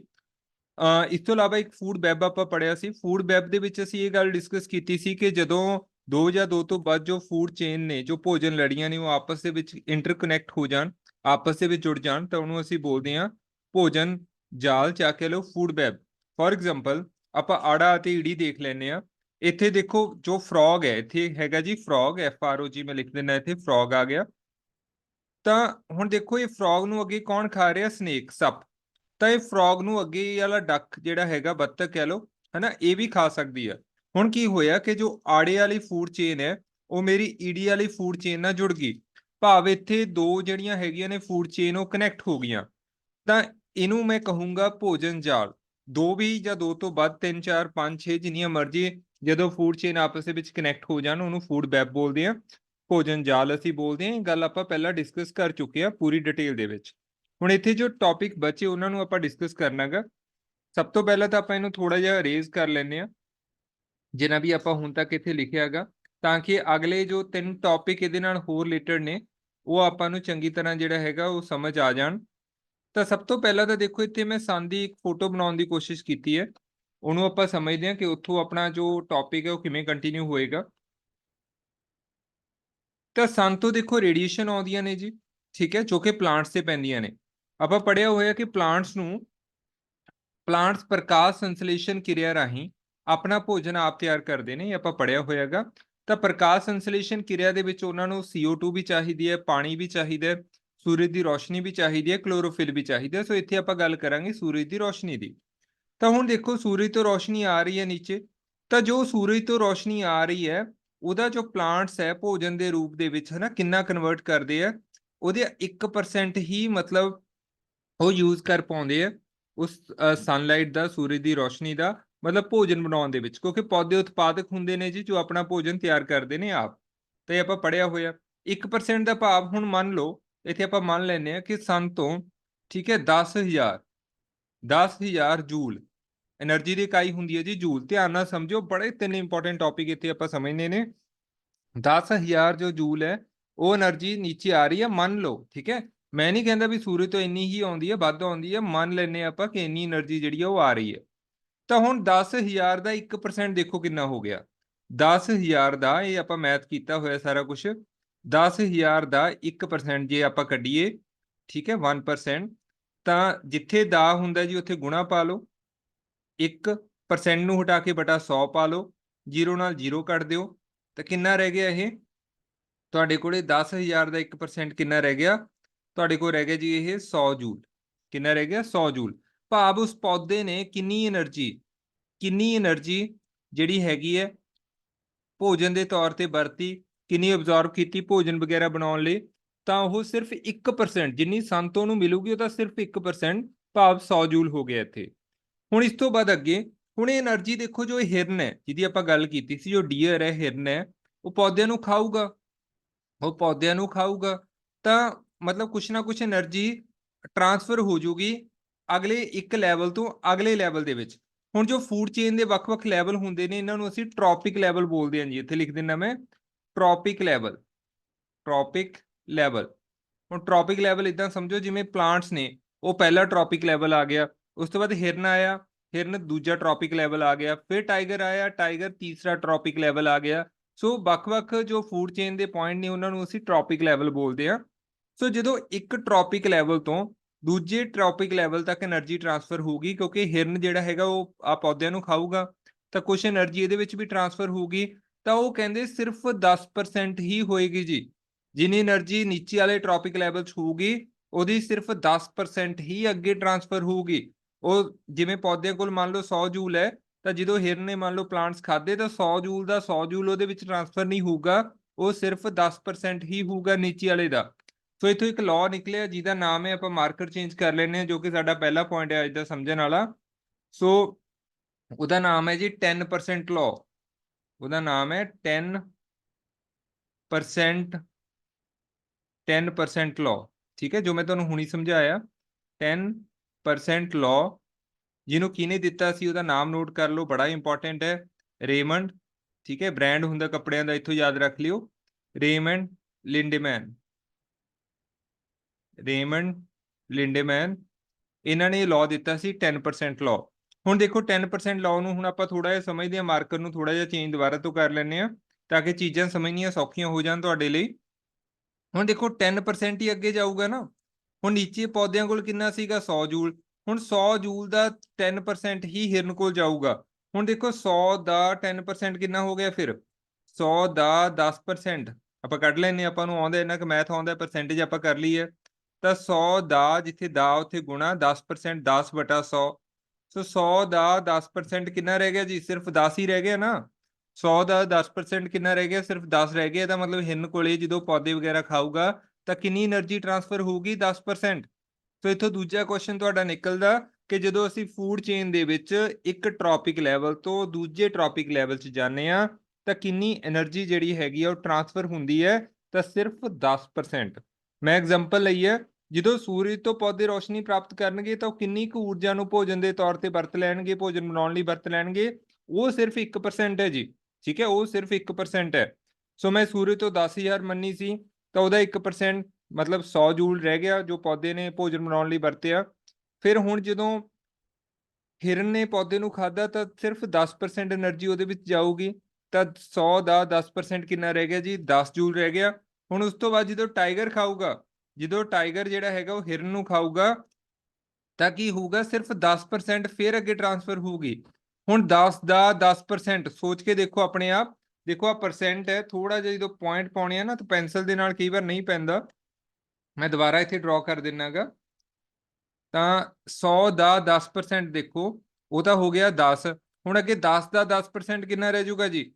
10 ਗੁਣਾ 10/100 ਕਰੋਗੇ ਤਾਂ ਕਿੰਨਾ ਆ ਜਾਊਗਾ? 1 ਜੂਲ। ਭਾਵ ਉੱਪਰ ਨੂੰ ਜਦੋਂ ਅਸੀਂ ਜਾਂਦੇ ਹਾਂ ਤਾਂ ਜੋ એનર્ਜੀ ਟਰਾਂਸਫਰ ਹੈ, ਠੀਕ ਹੈ, ਉਹ ਘਟਦਾ ਜਾਂਦਾ ਹੈਗਾ 10% ਦੇ ਹਿਸਾਬ ਨਾਲ। ਇਹ ਤੁਸੀਂ ਯਾਦ ਰੱਖਣਾ ਹੈਗਾ। ਆਈ ਹੋਪ ਕਿ 2 ਪੁਆਇੰਟ ਤੁਹਾਨੂੰ ਸਮਝ ਆ ਗਏ ਹੋਣਗੇ ਕਿ 10% ਲਾਅ ਕਿਹਨੇ ਦਿੱਤਾ, ਇਹ ਹੁੰਦਾ ਕੀ ਹੈ, ਅਤੇ ਕਿਵੇਂ ਆਪਾਂ ਕੈਲਕੂਲੇਸ਼ਨ ਕਰ ਸਕਦੇ ਹਾਂ ਅਗਰ ਆਪਾਂ ਨੂੰ ਪੇਪਰ ਦੇ ਵਿੱਚ ਕੋਈ ਕੈਲਕੂਲੇਸ਼ਨ ਵਾਲਾ ਸਵਾਲ ਆ ਗਿਆ ਤਾਂ। ਅੱਛਾ, ਇੱਕ ਹੋਰ ਕਨਸੈਪਟ ਹੈ ਇਹਦੇ ਵਿੱਚ, ਲਾਸਟ ਕਨਸੈਪਟ ਮੈਂ ਇੱਥੇ ਸਮਝਾ ਦਿੰਦਾ ਤੁਹਾਨੂੰ। ਬਾਇਓਲੋਜੀਕਲ, ਇਹ ਜਿੰਨਾ ਵੀ ਤੁਹਾਨੂੰ ਮੈਂ ਕੁਝ ਦੱਸ ਰਿਹਾ ਨਾ, ਇੱਥੇ ਇੱਕ ਗੱਲ ਨੋਟ ਕਰ ਲਿਓ ਕਿ ਲਾਸਟ ਤੇ ਮੈਂ ਸਾਰੇ MCQ ਵੀ ਕਰਵਾਉਂਗਾ ਇਹਨਾਂ ਦੇ ਜੋ ਪੇਪਰਾਂ 'ਚ ਆਏ ਹੋਏ ਨੇ। ਬਾਇਓਲੋਜੀਕਲ ਮੈਗਨੀਫਿਕੇਸ਼ਨ, ਠੀਕ ਹੈ। तो मैं इत्थे लिख देना एक बार। सो टर्म जिहड़ी हैगी आ ਇਹਨੂੰ ਤੁਸੀਂ ਜ਼ਰੂਰ ਨੋਟ ਕਰ ਲਿਓ ਜੀ, ਬਹੁਤ ਹੀ ਇੰਪੋਰਟੈਂਟ ਟਰਮ ਹੈਗਾ ਬਾਇਓਲੋਜੀਕਲ ਮੈਗਨੀਫਿਕੇਸ਼ਨ। ਹੁਣ ਇਹ ਹੁੰਦਾ ਕੀ ਹੈ, ਦੇਖੋ ਇਹਦਾ ਭਾਵ ਕੀ ਹੈਗਾ ਉਹ ਸਮਝ ਲਓ, ਤੇ ਆਮ ਸ਼ਬਦਾਂ ਦੇ ਵਿੱਚ ਅਗਰ ਕੋਈ ਨੋਟ ਕਰਨਾ ਚਾਹੁੰਦਾ ਤਾਂ ਉਹ ਨੋਟ ਵੀ ਕਰ ਸਕਦਾ, ਕਿਉਂਕਿ ਆਈ ਥਿੰਕ ਮੇਰੀ ਸਲਾਈਡ ਤੇ ਇੱਥੇ ਹੁਣ ਪੂਰੀ ਫਿਲ ਹੋ ਗਈ ਹੈ। ਸੋ ਇਹਦੇ ਵਿੱਚ ਹੁੰਦਾ ਕੀ ਹੈ ਕਿ ਦੇਖੋ ਆਪਾਂ ਜੋ ਜਿਵੇਂ ਪੌਦੇ ਨੇ, ਪੌਦੇ ਸਾਰਾ ਕੁਝ ਕਿੱਥੋਂ ਲੈਂਦੇ ਨੇ ਜੀ? ਧਰਤੀ ਤੋਂ, ਹਨਾ। ਸਾਰੇ ਆਪਦੇ ਨਿਊਟ੍ਰੀਐਂਟਸ ਤੱਤ ਵਗੈਰਾ ਕਿੱਥੋਂ ਲੈਂਦੇ ਨੇ? ਧਰਤੀ ਤੋਂ। ਹੁਣ ਪਤਾ ਹੈ ਕਿ ਆਪਾਂ ਖੇਤਾਂ ਦੇ ਵਿੱਚ ਜਾਂ ਪੌਦਿਆਂ ਨੂੰ ਵੈਸੇ ਵੀ ਯੂਰੀਆ ਜਾਂ ਮਤਲਬ ਕੋਈ ਨਾ ਕੋਈ ਟੌਕਸਿਕ ਸਬਸਟੈਂਸ ਜਿਹੜੀ ਹੈਗੀ ਉਹ ਧਰਤੀ ਦੇ ਵਿੱਚ ਰਲੀ ਹੋਈ ਹੈ ਕਿਸੇ ਨਾ ਕਿਸੇ ਤਰੀਕੇ ਦੇ ਨਾਲ। ਹੁਣ ਜੋ ਪੌਦੇ ਨੇ ਤਾਂ ਉਹ ਜਦੋਂ ਨੀਚੇ ਤੋਂ ਪੋਸ਼ਕ ਤੱਤ ਲੈਣਗੇ ਤਾਂ ਨਾਲ ਦੀ ਨਾਲ ਕੁਝ ਦੂਸਰੀਆਂ ਟੌਕਸਿਕ ਸਬਸਟੈਂਸਸ ਵੀ ਉਹ ਲੈਣਗੇ, ਠੀਕ ਹੈ। ਟੌਕਸਿਕ ਇੱਥੇ ਮੈਂ ਸ਼ਬਦ ਵਰਤ ਰਿਹਾ, ਦੇਖੋ ਟੌਕਸਿਕ ਜਿਹੜਾ ਹੈਗਾ, ਟੌਕਸਿਕ ਦਾ ਮਤਲਬ ਜਿਹੜੇ ਵਧੀਆ ਨਹੀਂ ਹੈਗੇ, ਜ਼ਹਿਰ ਵਾਲੇ, ਖਤਰਨਾਕ, ਹੈ ਨਾ। ਟੌਕਸਿਕ ਸਬਸਟੈਂਸਸ ਵੀ ਉਹ ਥੱਲੇ ਤੋਂ ਲੈ ਲੈਣਗੇ ਧਰਤੀ ਤੋਂ। ਹੁਣ ਜਦੋਂ ਹਿਰਨ ਖਾਊਗਾ, ਠੀਕ ਹੈ, ਪੌਦੇ, ਤਾਂ ਜਿਹੜੇ ਉਹ ਟੌਕਸਿਕ ਸਬਸਟੈਂਸਸ ਸੀ, ਜ਼ਹਿਰ ਵਾਲੀਆਂ ਚੀਜ਼ਾਂ ਸੀ, ਉਹ ਹਿਰਨ ਦੇ ਵਿੱਚ ਵੀ ਚਲੀਆਂ ਜਾਣਗੀਆਂ। ਮਤਲਬ ਟੌਕਸਿਕ ਪਦਾਰਥ ਜਿਹੜੇ ਹੈਗੇ ਨੇ ਉਹਨਾਂ ਦੀ ਮਾਤਰਾ ਹਿਰਨ ਦੇ ਵਿੱਚ ਵੀ ਜਾਊਗੀ। ਉਸ ਤੋਂ ਬਾਅਦ ਜਦੋਂ ਦੇਖੋ ਹੁਣ ਹਿਰਨ ਨੂੰ ਅੱਗੇ ਟਾਈਗਰ ਖਾਊਗਾ ਤਾਂ ਟਾਈਗਰ ਦੇ ਵਿੱਚ ਵੀ ਉਹ ਹਿਰਨ ਦੇ ਥਰੂ ਚਲੇ ਜਾਣਗੇ, ਜੋ ਹਿਰਨ ਦੇ ਵਿੱਚ ਹੋਣਗੇ ਉਹ ਟਾਈਗਰ ਦੇ ਵਿੱਚ ਵੀ ਚਲੇ ਜਾਣਗੇ। ਸੋ ਦੇਖੋ ਇਹ ਸਿਸਟਮ ਚੱਲ ਪਿਆ। ਸੋ ਇੱਕ ਤਰ੍ਹਾਂ ਦਾ ਇਹ ਸਿਸਟਮ ਚੱਲ ਪਿਆ। ਸੋ ਇਹਦੇ ਵਿੱਚ ਦੇਖੋ ਧਿਆਨ ਨਾਲ ਕੀ ਹੋਇਆ, ਜਸਟ ਅ ਮਿੰਟ। ਸੋ ਇਹਦੇ ਵਿੱਚ ਇਹ ਹੋਇਆ ਕਿ ਜਦੋਂ ਅਸੀਂ ਇੱਕ ਟ੍ਰੋਪਿਕ ਲੈਵਲ ਤੋਂ ਦੂਸਰੇ ਟ੍ਰੋਪਿਕ ਲੈਵਲ ਤੇ ਚੱਲਦੇ ਹਾਂ ਤਾਂ ਜੋ ਟੌਕਸਿਕ ਸਬਸਟੈਂਸ ਹੈ ਜੀ, ਉਹਨਾਂ ਦੀ ਜੋ ਵਰਤੋਂ ਹੈ, ਉਹਨਾਂ ਦੀ ਮਾਤਰਾ ਜੋ ਹੈਗੀ ਹੈ ਟੌਕਸਿਕ ਸਬਸਟੈਂਸ ਦੀ, ਉਹ ਵੱਧਦੀ ਜਾਂਦੀ ਹੈ ਫੂਡ ਚੇਨ ਦੇ ਵਿੱਚ, ਤੇ ਇਸੇ ਨੂੰ ਅਸੀਂ ਬੋਲਦੇ ਹਾਂ ਬਾਇਓਲੋਜੀਕਲ ਮੈਗਨੀਫਿਕੇਸ਼ਨ। ਸੋ ਮੈਂ ਦੁਬਾਰਾ ਇੱਕ ਵਾਰ ਫਿਰ ਰਿਪੀਟ ਕਰ ਦਿੰਦਾ, ਥੋੜਾ ਮਾਰਕਰ ਚੇਂਜ ਕਰਕੇ, ਕਿ ਜਦੋਂ ਅਸੀਂ ਕਿਸੇ ਵੀ ਫੂਡ ਚੇਨ ਦੇ ਇੱਕ ਟ੍ਰੋਪਿਕ ਲੈਵਲ ਤੋਂ ਦੂਜੇ ਟ੍ਰੋਪਿਕ ਲੈਵਲ ਦੇ ਵਿੱਚ ਜਾਂਦੇ ਆ, ਫਿਰ ਦੂਜੇ ਤੋਂ ਤੀਜੇ ਜਾਂਦੇ ਆ, ਤੀਜੇ ਤੋਂ ਚੌਥੇ ਜਾਂਦੇ ਆ, ਤਾਂ ਜੋ ਟੌਕਸਿਕ ਸਬਸਟੈਂਸਸ ਨੇ, ਠੀਕ ਹੈ, ਨਾਲ ਮੈਂ ਇੱਥੇ ਸਬਸਟੈਂਸਸ ਵੀ ਲਿਖ ਦਿੰਦਾ, ਮਤਲਬ ਜੋ ਜ਼ਹਿਰੀਲੀਆਂ ਚੀਜ਼ਾਂ ਨੇ, ਟੌਕਸਿਕ ਸਬਸਟੈਂਸਸ ਨੇ, ਉਹਨਾਂ ਦੀ ਮਾਤਰਾ ਵੱਧਦੀ ਜਾਂਦੀ ਹੈ ਨੀਚੇ ਵਾਲੇ ਟ੍ਰੋਪਿਕ ਲੈਵਲ ਤੋਂ ਲੈ ਕੇ ਉੱਪਰਲੇ ਟ੍ਰੋਪਿਕ ਲੈਵਲ ਦੇ ਵਿੱਚ। ਤਾਂ ਜੋ ਕਿਸੇ ਵੀ ਫੂਡ ਚੇਨ ਦਾ ਸਭ ਤੋਂ ਉੱਪਰਲਾ ਮੈਂਬਰ ਹੋਏਗਾ ਉਹਦੇ ਵਿੱਚ ਟੌਕਸਿਕ ਸਬਸਟੈਂਸਸ ਦੀ ਮਾਤਰਾ ਕੀ ਹੋਏਗੀ? ਜ਼ਿਆਦਾ ਹੋਏਗੀ। ਜਿਵੇਂ ਨਾਰਮਲੀ ਬੋਲ ਦਿੱਤਾ ਜਾਂਦਾ ਕਿ ਕਿਸੇ ਵੀ ਭੋਜਨ ਲੜੀ ਦੇ ਵਿੱਚ ਜਿਹੜਾ ਹਿਊਮਨ ਹੈ ਉਹ ਟੌਪ ਤੇ ਹੈ, ਤਾਂ ਜ਼ਿਆਦਾਤਰ ਜੋ ਟੌਕਸਿਕ ਸਬਸਟੈਂਸਸ ਨੇ ਉਹ ਵੱਖ-ਵੱਖ ਚੀਜ਼ਾਂ ਰਾਹੀਂ ਹਿਊਮਨ ਦੇ ਵਿੱਚ ਚਲੀਆਂ ਜਾਂਦੀਆਂ ਨੇ। ਸੋ ਅਗਰ ਤੁਸੀਂ ਇੰਨਾ ਜ਼ਿਆਦਾ, ਉਹ ਤਾਂ ਖੈਰ ਜ਼ਿਆਦਾ ਡਿਟੇਲ ਹੋ ਜਾਊਗੀ, ਆਪਾਂ ਇਸ ਲੜੀ ਦੇ ਅਕੋਰਡਿੰਗ ਹੀ ਸਮਝਣ ਦੀ ਕੋਸ਼ਿਸ਼ ਕਰਦੇ ਹਾਂ। ਜਿਵੇਂ ਆਪਾਂ ਪਹਿਲੀ ਫੂਡ ਚੇਨ ਲਈ ਸੀ ਪਲਾਂਟਸ, ਫਿਰ ਡੀਅਰ ਲਿਆ, ਫਿਰ ਟਾਈਗਰ ਲਿਆ, ਤਾਂ ਸਭ ਤੋਂ ਘੱਟ ਟੌਕਸਿਕ ਸਬਸਟੈਂਸਸ ਕਿਹਦੇ ਵਿੱਚ ਨੇ ਜੀ? ਪਲਾਂਟਸ ਦੇ ਵਿੱਚ। ਉਸ ਤੋਂ ਬਾਅਦ ਪਲਾਂਟਸ ਨੂੰ ਹਿਰਨ ਨੇ ਖਾਧਾ, ਠੀਕ ਹੈ, ਤਾਂ ਹਿਰਨ ਦੇ ਵਿੱਚ ਥੋੜੀਆਂ ਜਿਹੀਆਂ ਕੀ ਹੋ ਗਈਆਂ? ਜ਼ਿਆਦਾ ਹੋ ਗਈਆਂ। ਕੁਝ ਉਹਦੇ ਵਿੱਚ ਆਪਦੇ ਚ ਪਹਿਲਾਂ ਵੀ ਹੋਣਗੀਆਂ। ਫਿਰ ਹਿਰਨ ਨੂੰ ਟਾਈਗਰ ਨੇ ਖਾਧਾ ਤਾਂ ਟਾਈਗਰ ਦੇ ਵਿੱਚ ਹੋਰ ਜ਼ਿਆਦਾ ਹੋ ਗਈਆਂ। ਸੋ ਬਾਇਓਲੋਜੀਕਲ ਮੈਗਨੀਫਿਕੇਸ਼ਨ ਇੱਕ ਤਰ੍ਹਾਂ ਦਾ ਪ੍ਰੋਸੈਸ ਹੈ ਜਿਸ ਦੇ ਰਾਹੀਂ ਟੌਕਸਿਕ ਸਬਸਟੈਂਸਸ ਦੀ ਜੋ ਕੰਸੈਂਟਰੇਸ਼ਨ ਹੈ ਜਾਂ ਟੌਕਸਿਕ ਸਬਸਟੈਂਸਸ ਦੀ ਜੋ ਮਾਤਰਾ ਹੈਗੀ ਉਹ ਵੱਧਦੀ ਜਾਂਦੀ ਹੈ ਜਿਵੇਂ ਜਿਵੇਂ ਅਸੀਂ ਫੂਡ ਚੇਨ ਦੇ ਵਿੱਚ ਥੱਲੇ ਤੋਂ ਲੈ ਕੇ ਉੱਪਰ ਤੱਕ ਜਾਂਦੇ ਹਾਂ। ਸੋ ਇਸੇ ਨੂੰ ਅਸੀਂ ਬੋਲਦੇ ਹਾਂ ਬਾਇਓਲੋਜੀਕਲ ਮੈਗਨੀਫਿਕੇਸ਼ਨ। ਹਾਂਜੀ, ਨੈਕਸਟ ਅਸੀਂ ਗੱਲ ਕਰਾਂਗੇ ਪ੍ਰੋਜੈਕਟ ਟਾਈਗਰ ਦੀ, ਠੀਕ ਹੈ। ਇਹ ਵੀ ਬੜਾ ਇੰਪੋਰਟੈਂਟ ਜਿਹੜਾ ਹੈਗਾ ਕਨਸੈਪਟ ਹੈ ਸਾਡਾ। ਸੋ ਟਾਈਗਰ ਤੋਂ ਹੀ ਨਾਮ ਪਤਾ ਲੱਗੀ ਜਾਂਦਾ ਕਿ ਟਾਈਗਰ ਦੇ ਨਾਲ ਹੀ ਰਿਲੇਟਡ ਹੋਣਾ, ਠੀਕ ਹੈ। ਤਾਂ ਇਹ ਜੋ ਪ੍ਰੋਜੈਕਟ ਹੈ ਜੀ 1973 ਦੇ ਵਿੱਚ ਲਾਂਚ ਹੋਇਆ। ਪਹਿਲਾਂ ਤਾਂ ਤੁਹਾਨੂੰ ਪਤਾ ਹੋਵੇ ਕਿ ਇਹ ਪ੍ਰੋਜੈਕਟ ਕਦੋਂ ਸ਼ੁਰੂ ਹੋਇਆ? 1973 ਦੇ ਵਿੱਚ ਸ਼ੁਰੂ ਹੋਇਆ। ਤਾਂ ਇਹ ਪ੍ਰੋਜੈਕਟ ਦੇ ਵਿੱਚ ਹੈਗਾ ਕੀ ਸੀਗਾ ਕਿ ਜਦੋਂ 1973 ਦੇ ਵਿੱਚ ਇਹ ਦੇਖਿਆ ਗਿਆ ਕਿ ਆਪਣੇ ਇੰਡੀਆ ਦੇ ਵਿੱਚ ਜੋ ਟਾਈਗਰ ਦੀ ਸੰਖਿਆ ਉਹ ਬਹੁਤ ਜ਼ਿਆਦਾ ਘਟ ਰਹੀ ਹੈਗੀ, ਠੀਕ ਹੈ। ਟਾਈਗਰ ਦੀ ਜੋ ਜਨਸੰਖਿਆ ਬਹੁਤ ਜ਼ਿਆਦਾ ਘਟ ਰਹੀ ਹੈ, ਤਾਂ ਬੜਾ ਚਿੰਤਾ ਦਾ ਵਿਸ਼ਾ ਬਣ ਗਿਆ, ਕਿਉਂਕਿ ਆਪਾਂ ਪਹਿਲਾਂ ਪੜ੍ਹਿਆ ਹੋਇਆ ਕਿ ਇੰਡੇਂਜਰਡ ਸਪੀਸੀਜ਼, ਹਨਾ, ਕਿ ਜਿਹੜੀਆਂ ਆਉਣ ਵਾਲੇ ਸਮੇਂ ਦੇ ਵਿੱਚ ਖਤਰੇ ਦੇ ਵਿੱਚ ਨੇ ਉਹਨਾਂ ਨੂੰ ਅਸੀਂ ਬੋਲਦੇ ਹਾਂ ਇੰਡੇਂਜਰਡ ਸਪੀਸੀਜ਼। ਪਲਾਂਟਸ ਅਤੇ ਐਨੀਮਲਸ ਦੇ ਵਿੱਚ ਆਪਾਂ ਇਹ ਚੀਜ਼ ਪੜ੍ਹ ਕੇ ਆਏ ਹਾਂ। ਤਾਂ ਉਹਨਾਂ ਨੇ ਟਾਈਗਰ ਦੀ ਜੋ ਪਾਪੂਲੇਸ਼ਨ ਹੈ, ਠੀਕ ਹੈ, ਉਹਨੂੰ ਮਤਲਬ ਸਹੀ ਰੱਖਣ ਲਈ ਇੱਕ ਪ੍ਰੋਜੈਕਟ ਸ਼ੁਰੂ ਕੀਤਾ ਤਾਂ ਕਿ ਇਹਨਾਂ ਦੀ ਬਰੀਡਿੰਗ ਕਰਵਾਈ ਜਾਵੇ, ਠੀਕ ਹੈ, ਇਹਨਾਂ ਨੂੰ ਸਹੀ ਤਰੀਕੇ ਨਾਲ এনवायरमेंट ਦਿੱਤਾ ਜਾਵੇ ਤਾਂ ਕਿ ਇਹ ਵਧੀਆ ਸਰਵਾਈਵ ਕਰ ਸਕਣ। ਸੋ ਇਹ ਸਾਰਾ ਕੁਝ ਇਸ ਪ੍ਰੋਜੈਕਟ ਤੇ ਬੇਸ ਸੀਗਾ 1973 ਦੇ ਵਿੱਚ। ਮਤਲਬ ਕੁੱਲ ਮਿਲਾ ਕੇ ਇਹਦਾ ਉਦੇਸ਼ ਇਹ ਸੀਗਾ ਕਿ ਟਾਈਗਰ ਦੀ ਜੋ ਜਨਸੰਖਿਆ ਉਹਨੂੰ ਵਧਾਇਆ ਜਾਵੇ, ਟਾਈਗਰ ਦੀ ਪਾਪੂਲੇਸ਼ਨ ਨੂੰ ਵਧਾਇਆ ਜਾਵੇ ਜੋ ਕਿ ਘਟ ਰਹੀ ਹੈ। ਤਾਂ ਉਸ ਤੋਂ ਬਾਅਦ ਜਦੋਂ ਹੀ ਇਹ ਟਾਈਗਰ ਪ੍ਰੋਜੈਕਟ ਲਾਂਚ ਹੋਇਆ ਤਾਂ ਬਹੁਤ ਸਾਰਾ ਕੰਮ ਇਹਦੇ ਉੱਪਰ ਕੀਤਾ ਗਿਆ। ਅਤੇ ਜੋ ਟਾਈਗਰ ਦੀ ਸੰਖਿਆ ਸੀ ਜੀ ਉਹ ਵੀ ਵਧੀ ਹੈ ਨਾ, ਕਾਫੀ ਵਧੀ। ਈਵਨ 1973 ਤੋਂ ਲੈ ਕੇ 1999 ਤੱਕ ਜੋ ਕਾਫੀ ਦੀ ਪਾਪੂਲੇਸ਼ਨ ਹੈ, ਟਾਈਗਰ ਦੀ ਪਾਪੂਲੇਸ਼ਨ ਹੈ, ਉਹ ਕਾਫੀ ਜ਼ਿਆਦਾ ਹੋ ਗਈ। ਪਰ ਉਸ ਤੋਂ ਬਾਅਦ 1999 ਤੋਂ ਬਾਅਦ ਜਾਂ ਕਹ ਲਓ 90-92 ਤੋਂ ਬਾਅਦ ਦੁਬਾਰਾ ਤੋਂ ਫਿਰ ਜਿਹੜਾ ਹੈਗਾ 2014 ਤੱਕ ਇਹਦੀ ਪਾਪੂਲੇਸ਼ਨ ਘਟੀ ਹੈ। ਸੋ ਇੱਕ ਵਾਰ ਤਾਂ ਜਦੋਂ ਇਹ ਪ੍ਰੋਜੈਕਟ ਚੱਲਿਆਗਾ, ਇਹ ਮੈਂ ਥੋੜਾ ਜ਼ਿਆਦਾ ਡਿਟੇਲ ਦੇ ਵਿੱਚ ਦੱਸ ਦੇਣਾ ਤੁਹਾਨੂੰ, ਤਾਂ ਬੜਾ ਕੰਮ ਇਹਦੇ ਉੱਪਰ ਕੀਤਾ ਗਿਆ 15-16 ਸਾਲ, ਤਾਂ ਕਾਫੀ ਪਾਪੂਲੇਸ਼ਨ ਵਧਾਈ ਗਈ ਟਾਈਗਰ ਦੀ। ਤਾਂ ਉਸ ਤੋਂ ਬਾਅਦ ਥੋੜਾ ਜਿਹਾ ਫਿਰ ਡਿਕਲਾਈਨ ਆਇਆ, ਠੀਕ ਹੈ, ਹੋ ਸਕਦਾ ਉਹਨਾਂ ਦਾ ਮੋਟੀਵੇਸ਼ਨ ਘਟ ਗਿਆ ਹੋਵੇ ਜਾਂ ਕੋਈ ਵੀ ਰੀਜ਼ਨ ਹੋ ਸਕਦਾ ਹੈਗਾ, ਠੀਕ ਹੈ। ਉਸ ਤੋਂ ਬਾਅਦ 2014 ਤੱਕ ਦੇ ਅੰਕੜੇ ਅਵੇਲੇਬਲ ਹੁੰਦੇ ਨੇ ਬਹੁਤ ਸਾਰੀਆਂ ਬੁੱਕਸ ਦੇ ਵਿੱਚ। ਤਾਂ ਇਹ ਪ੍ਰੋਜੈਕਟ ਟਾਈਗਰ ਸੀਗਾ ਜੀ, ਵੀ ਟਾਈਗਰ ਨੂੰ ਸੇਵ ਕਰੋ, ਠੀਕ ਹੈ, ਕਿਤੇ ਇਹ ਖਤਮ ਨਾ ਹੋ ਜਾਣ, ਇਹਨਾਂ ਦੀ ਸਾਂਭ ਸੰਭਾਲ ਕਰੋ। 1973 ਦੇ ਵਿੱਚ ਇਹ ਸਟਾਰਟ ਹੋਇਆ ਸੀ। ਇਸ ਤੋਂ ਬਾਅਦ ਇੱਕ ਮੱਧ ਪ੍ਰਦੇਸ਼ ਹੈ ਜੀ, is also non as tiger state of India. ਇਹ ਤੁਸੀਂ ਯਾਦ ਰੱਖਣਾਗਾ। ਦੇਖੋ ਕਿਉਂ ਕਿਹਾ ਜਾਂਦਾ ਹੈ ਮੱਧ ਪ੍ਰਦੇਸ਼ ਨੂੰ ਭਾਰਤ ਦੇ ਟਾਈਗਰ ਰਾਜ ਵਜੋਂ ਕਿਉਂ ਜਾਣਿਆ ਜਾਂਦਾ ਹੈ? ਕਿਉਂਕਿ ਸਿੰਪਲ ਜਿਹਾ ਲੌਜੀਕ ਬਣਦਾ ਜੀ ਕਿ ਇੱਥੇ ਜੋ ਟਾਈਗਰ ਨੇ ਉਹਨਾਂ ਦੀ ਜਨਸੰਖਿਆ ਜ਼ਿਆਦਾ ਹੋਊਗੀ, ਕਹਿੰਦਾ ਮਤਲਬ ਇੱਥੇ ਟਾਈਗਰ ਦੀ ਗਿਣਤੀ ਜ਼ਿਆਦਾ ਹੋਊਗੀ, ਤਾਂ ਕਰਕੇ ਇਹਨੂੰ ਕੀ ਨਾਮ ਦੇਤਾ, ਟਾਈਗਰ ਸਟੇਟ। ਤੇ ਇਹਦੇ ਵਿੱਚ ਹੈ ਵੀ ਜ਼ਿਆਦਾ ਦੂਜਿਆਂ ਦੇ ਨਾਲੋਂ। ਹਾਲਾਂਕਿ ਹੋਰ ਵੀ ਬਹੁਤ ਸਾਰੇ ਸਟੇਟ ਨੇ ਜਿਨ੍ਹਾਂ ਦੇ ਵਿੱਚ ਟਾਈਗਰ ਪਾਏ ਜਾਂਦੇ ਨੇ, ਈਵਨ ਵੱਖ-ਵੱਖ ਨੈਸ਼ਨਲ ਪਾਰਕ ਦੇ ਵਿੱਚ, ਬਟ ਜੋ ਮੱਧ ਪ੍ਰਦੇਸ਼ ਹੈ, ਠੀਕ ਹੈ, ਇਹਨੂੰ ਟਾਈਗਰ ਸਟੇਟ ਕਿਹਾ ਜਾਂਦਾ ਕਿਉਂਕਿ ਇਹਦੇ ਵਿੱਚ ਗਿਣਤੀ ਜ਼ਿਆਦਾ ਹੈਗੀ ਟਾਈਗਰ ਦੀ। ਅੱਛਾ, ਉਹਦੇ ਵਿੱਚ ਇੱਕ ਨੈਸ਼ਨਲ ਪਾਰਕ ਹੈ ਜੀ, ਇਹ ਵੀ ਐਮਪੀ ਦੇ ਵਿੱਚ ਹੈ, ਮੱਧ ਪ੍ਰਦੇਸ਼ ਦੇ ਵਿੱਚ ਹੈ, ਬਾਂਧਵਗੜ੍ਹ, ਠੀਕ ਹੈ, ਆ ਲਿਖਿਆ ਹੋਇਆ ਇੱਥੇ ਬਾਂਧਵਗੜ੍ਹ ਨੈਸ਼ਨਲ ਪਾਰਕ, ਇਹ ਵੀ ਮੱਧ ਪ੍ਰਦੇਸ਼ ਦੇ ਵਿੱਚ ਹੈ। ਕਈ ਵਾਰ ਪੁੱਛ ਲਿਆ ਜਾਂਦਾ ਕਿ ਐਮਪੀ ਦੇ ਵਿੱਚ ਕਿਉਂਕਿ ਟਾਈਗਰ ਸਟੇਟ ਹੈ ਤਾਂ ਉਹਦੇ ਵਿੱਚ ਕਿਹੜਾ ਨੈਸ਼ਨਲ ਪਾਰਕ ਹੈ ਜਿੱਥੇ ਟਾਈਗਰ ਮਿਲਦੇ ਨੇ, ਤਾਂ ਬਾਂਧਵਗੜ੍ਹ ਆਊਗਾ। ਇੱਕ ਉੱਥੇ ਇੱਕ ਹੋਰ ਵੀ ਹੈ ਜੀ, ਕਾਨਾ ਨੈਸ਼ਨਲ ਪਾਰਕ, ਠੀਕ ਹੈ, ਇਹ ਵੀ ਐਮਪੀ ਦੇ ਵਿੱਚ ਹੈ। ਤਾਂ ਦੋ ਤਰ੍ਹਾਂ ਦੇ ਨੈਸ਼ਨਲ ਪਾਰਕ ਬੜੇ ਮਸ਼ਹੂਰ ਨੇ ਐਮਪੀ ਦੇ ਵਿੱਚ, ਜਿੱਥੇ ਟਾਈਗਰ ਜਿਹੜੇ ਹੈਗੇ ਨੇ ਉਹ ਪਾਏ ਜਾਂਦੇ ਨੇ। ਹਾਲਾਂਕਿ ਹੋਰ ਵੀ ਬਹੁਤ ਕੁਝ ਪਾਇਆ ਜਾਂਦਾ, ਬਟ ਟਾਈਗਰ ਦੇ ਲਈ ਕਿਉਂਕਿ ਟਾਈਗਰ ਪ੍ਰੋਜੈਕਟ ਹੈ ਤੇ ਐਮਪੀ ਨੂੰ ਟਾਈਗਰ ਸਟੇਟ ਬੋਲਤਾ, ਤਾਂ ਉਹਦੇ ਵਿੱਚ ਫਿਰ ਕਿਹੜੇ ਨੈਸ਼ਨਲ ਪਾਰਕ ਨੇ, ਇਹ ਵਾਲਾ ਕੁਐਸਚਨ ਵੀ ਤੁਹਾਡੇ ਲਈ ਇੰਪੋਰਟੈਂਟ ਹੋ ਜਾਂਦਾ ਹੈਗਾ। ਹਾਂਜੀ, ਇੱਕ ਲਾਸਟ ਛੋਟਾ ਜਿਹਾ ਟੌਪਿਕ ਆਪਾਂ ਹੋਰ ਪੜ੍ਹ ਲੈਂਦੇ ਹਾਂ, ਸਮੋਗ, ਠੀਕ ਹੈ, ਇਹਦੇ ਵਿੱਚੋਂ ਵੀ ਕੁਐਸਚਨ ਬਹੁਤ ਆਉਂਦੇ ਨੇ। ਇਹਨੂੰ ਪੰਜਾਬੀ ਦੇ ਵਿੱਚ ਵੀ ਅਸੀਂ ਸਮੋਗ ਹੀ ਲਿਖਾਂਗੇ। ਸੋ ਜੋ ਸਮੋਕ ਹੈ, ਸੋ ਇਹ ਦੋ ਚੀਜ਼ਾਂ ਦਾ ਮਿਸ਼ਰਣ ਹੁੰਦਾ ਹੈ। ਕਾਹਦਾ ਮਿਸ਼ਰਣ ਹੁੰਦਾ ਹੈ? ਨਾਰਮਲੀ ਅਗਰ ਜਨਰਲੀ ਮੈਂ ਆਮ ਤੌਰ ਤੇ ਗੱਲ ਕਰਾਂ, ਇੱਕ ਤਾਂ ਸਮੋਕ ਦਾ ਜੀ, ਸਮੋਕ ਨੂੰ ਅਸੀਂ ਲਿਖਦੇ ਹਾਂ ਧੂਆਂ। ਇੱਕ ਫੌਗ ਹੁੰਦੀ ਹੈ, ਫੌਗ ਨੂੰ ਅਸੀਂ ਲਿਖਦੇ ਹਾਂ ਜੀ ਧੁੰਦ, ਹਨਾ।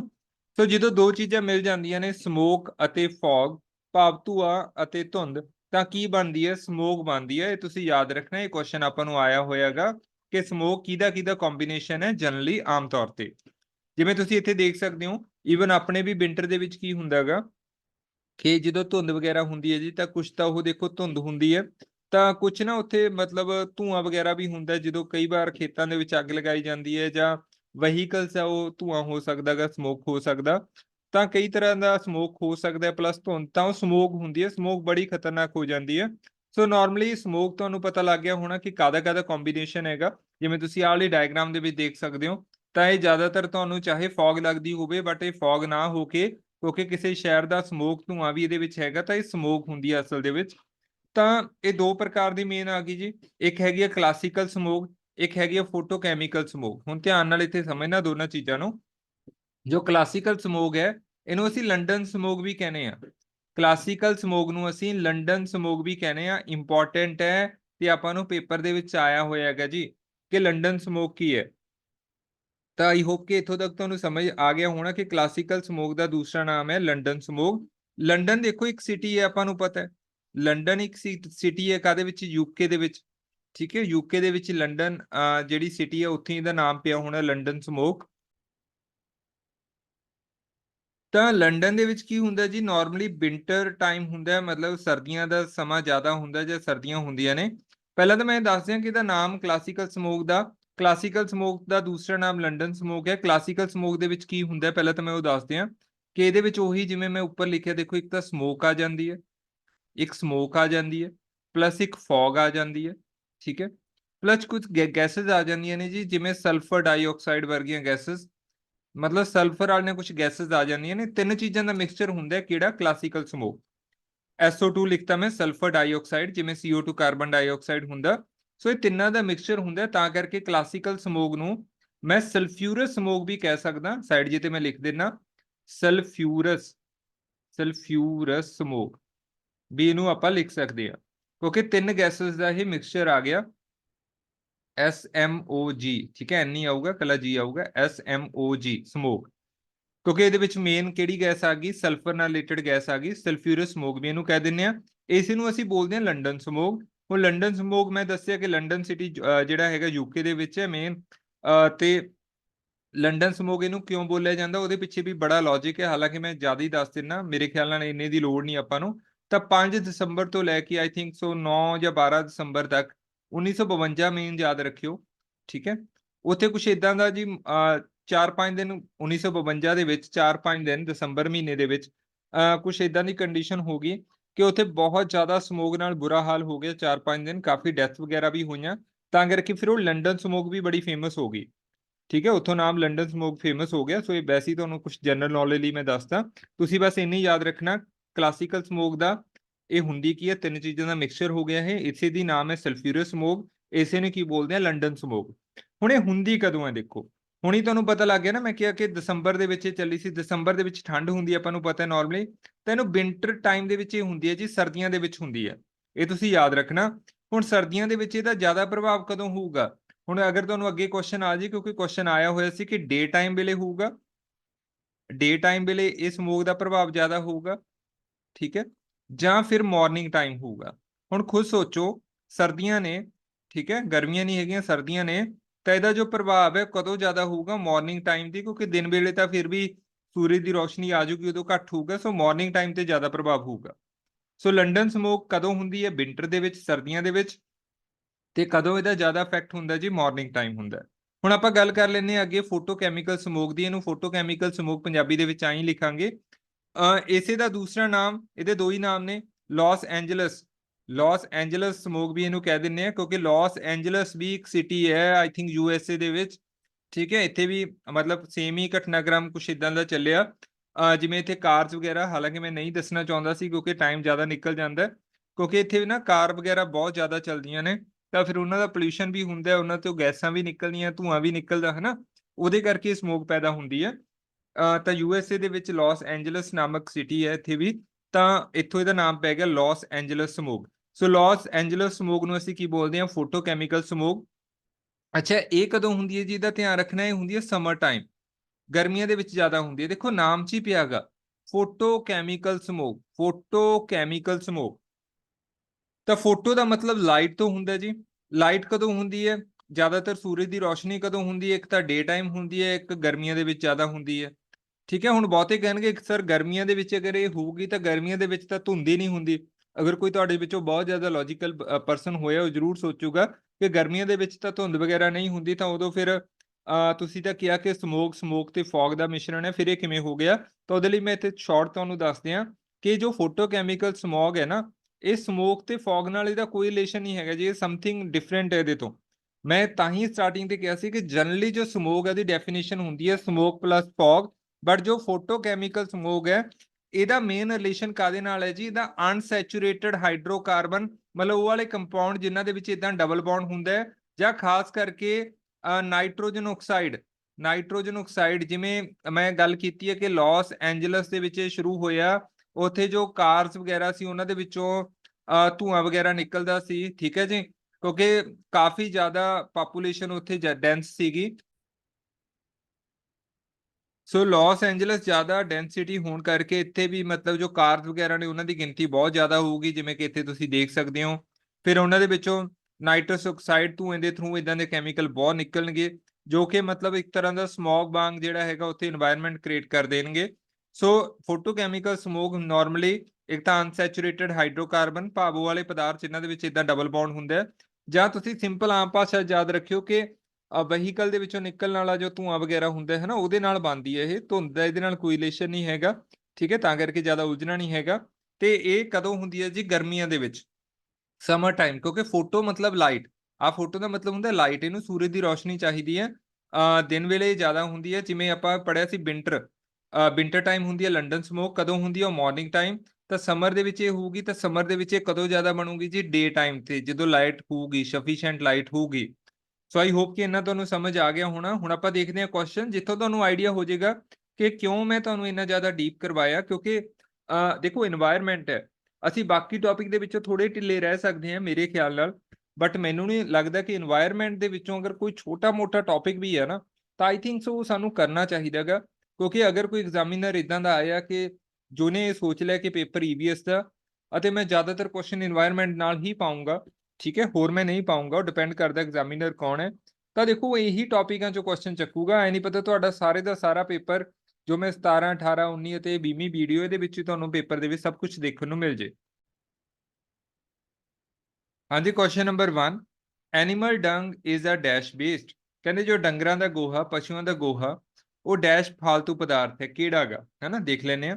ਪਹਿਲਾਂ ਪਿੱਛੋਂ ਚੱਲ ਪੈਨੇ ਆਪਾਂ। ਟੌਕਸਿਕ, ਜ਼ਹਿਰੀਲਾ, ਬਿਲਕੁਲ ਗਲਤ ਹੈ ਜੀ, ਕੋਈ ਜ਼ਹਿਰੀਲਾ ਨਹੀਂ ਹੁੰਦਾ, ਇਹ ਤੋਂ ਤਾਂ ਖਾਦਾਂ ਬਣਦੀਆਂ ਨੇ। ਹਜ਼ਾਰਡਸ ਮਤਲਬ ਖਤਰਨਾਕ, ਬਿਲਕੁਲ ਗਲਤ ਹੈ। ਜੈਵ ਅਵਿਘਟਨਸ਼ੀਲ ਮਤਲਬ ਨॉन ਬਾਇਓਡੀਗ੍ਰੇਡੇਬਲ, ਇਹ ਵੀ ਗਲਤ ਹੈ ਕਿਉਂਕਿ ਇਹਦੇ ਵਿੱਚ ਗੰਡੋਏ ਵਗੈਰਾ ਛੱਡੇ ਜਾਂਦੇ ਨੇ, ਹਨਾ, ਤਾਂ ਮਤਲਬ ਇਹ ਵੀ ਛੇਤੀ ਨਾਲ ਛੇਤੀ ਕੀ ਹੋ ਜਾਂਦਾਗਾ, ਬਾਇਓਡੀਗ੍ਰੇਡੇਬਲ ਹੋ ਜਾਂਦਾਗਾ, ਖਾਦ ਵਗੈਰਾ ਚ ਕਨਵਰਟ ਹੋ ਜਾਂਦਾ, ਅੱਗੇ ਵਰਮੀ ਕੰਪੋਸਟ ਬਣਾਈ ਜਾ ਸਕਦੀ ਹੈ, ਠੀਕ ਹੈ। ਸੋ ਇੱਕ ਤਰ੍ਹਾਂ ਦਾ ਇਹ ਕੀ ਹੈ ਜੀ, ਈਵਨ ਜੇ ਆਪਾਂ ਇੱਦਾਂ ਹੀ ਪਾ ਦਈਏ ਖੇਤਾਂ ਦੇ ਵਿੱਚ, ਦੇਖੋ ਐਨੀਮਲ ਡੰਗ ਸਿੱਧਾ ਵੀ ਪਾਇਆ ਜਾਂਦਾ ਹੈਗਾ, ਤਾਂ ਦੇਖੋ ਆਪਣੇ ਆਪ ਮਿੱਟੀ ਦੇ ਵਿੱਚ ਮਿਕਸ ਹੋ ਜਾਂਦਾ ਹੈਗਾ। ਸੋ ਇੱਕ ਤਰ੍ਹਾਂ ਦਾ ਇਹ ਕੀ ਹੈਗਾ, ਜੈਵ ਵਿਘਟਨਸ਼ੀਲ ਹੈ ਜੀ, ਜਾਂ ਕਹਿ ਲਓ ਬਾਇਓਡੀਗ੍ਰੇਡੇਬਲ ਹੈ। So the right answer for the question number 1 is option A. Question number 2, your student ask you to take them to tiger state.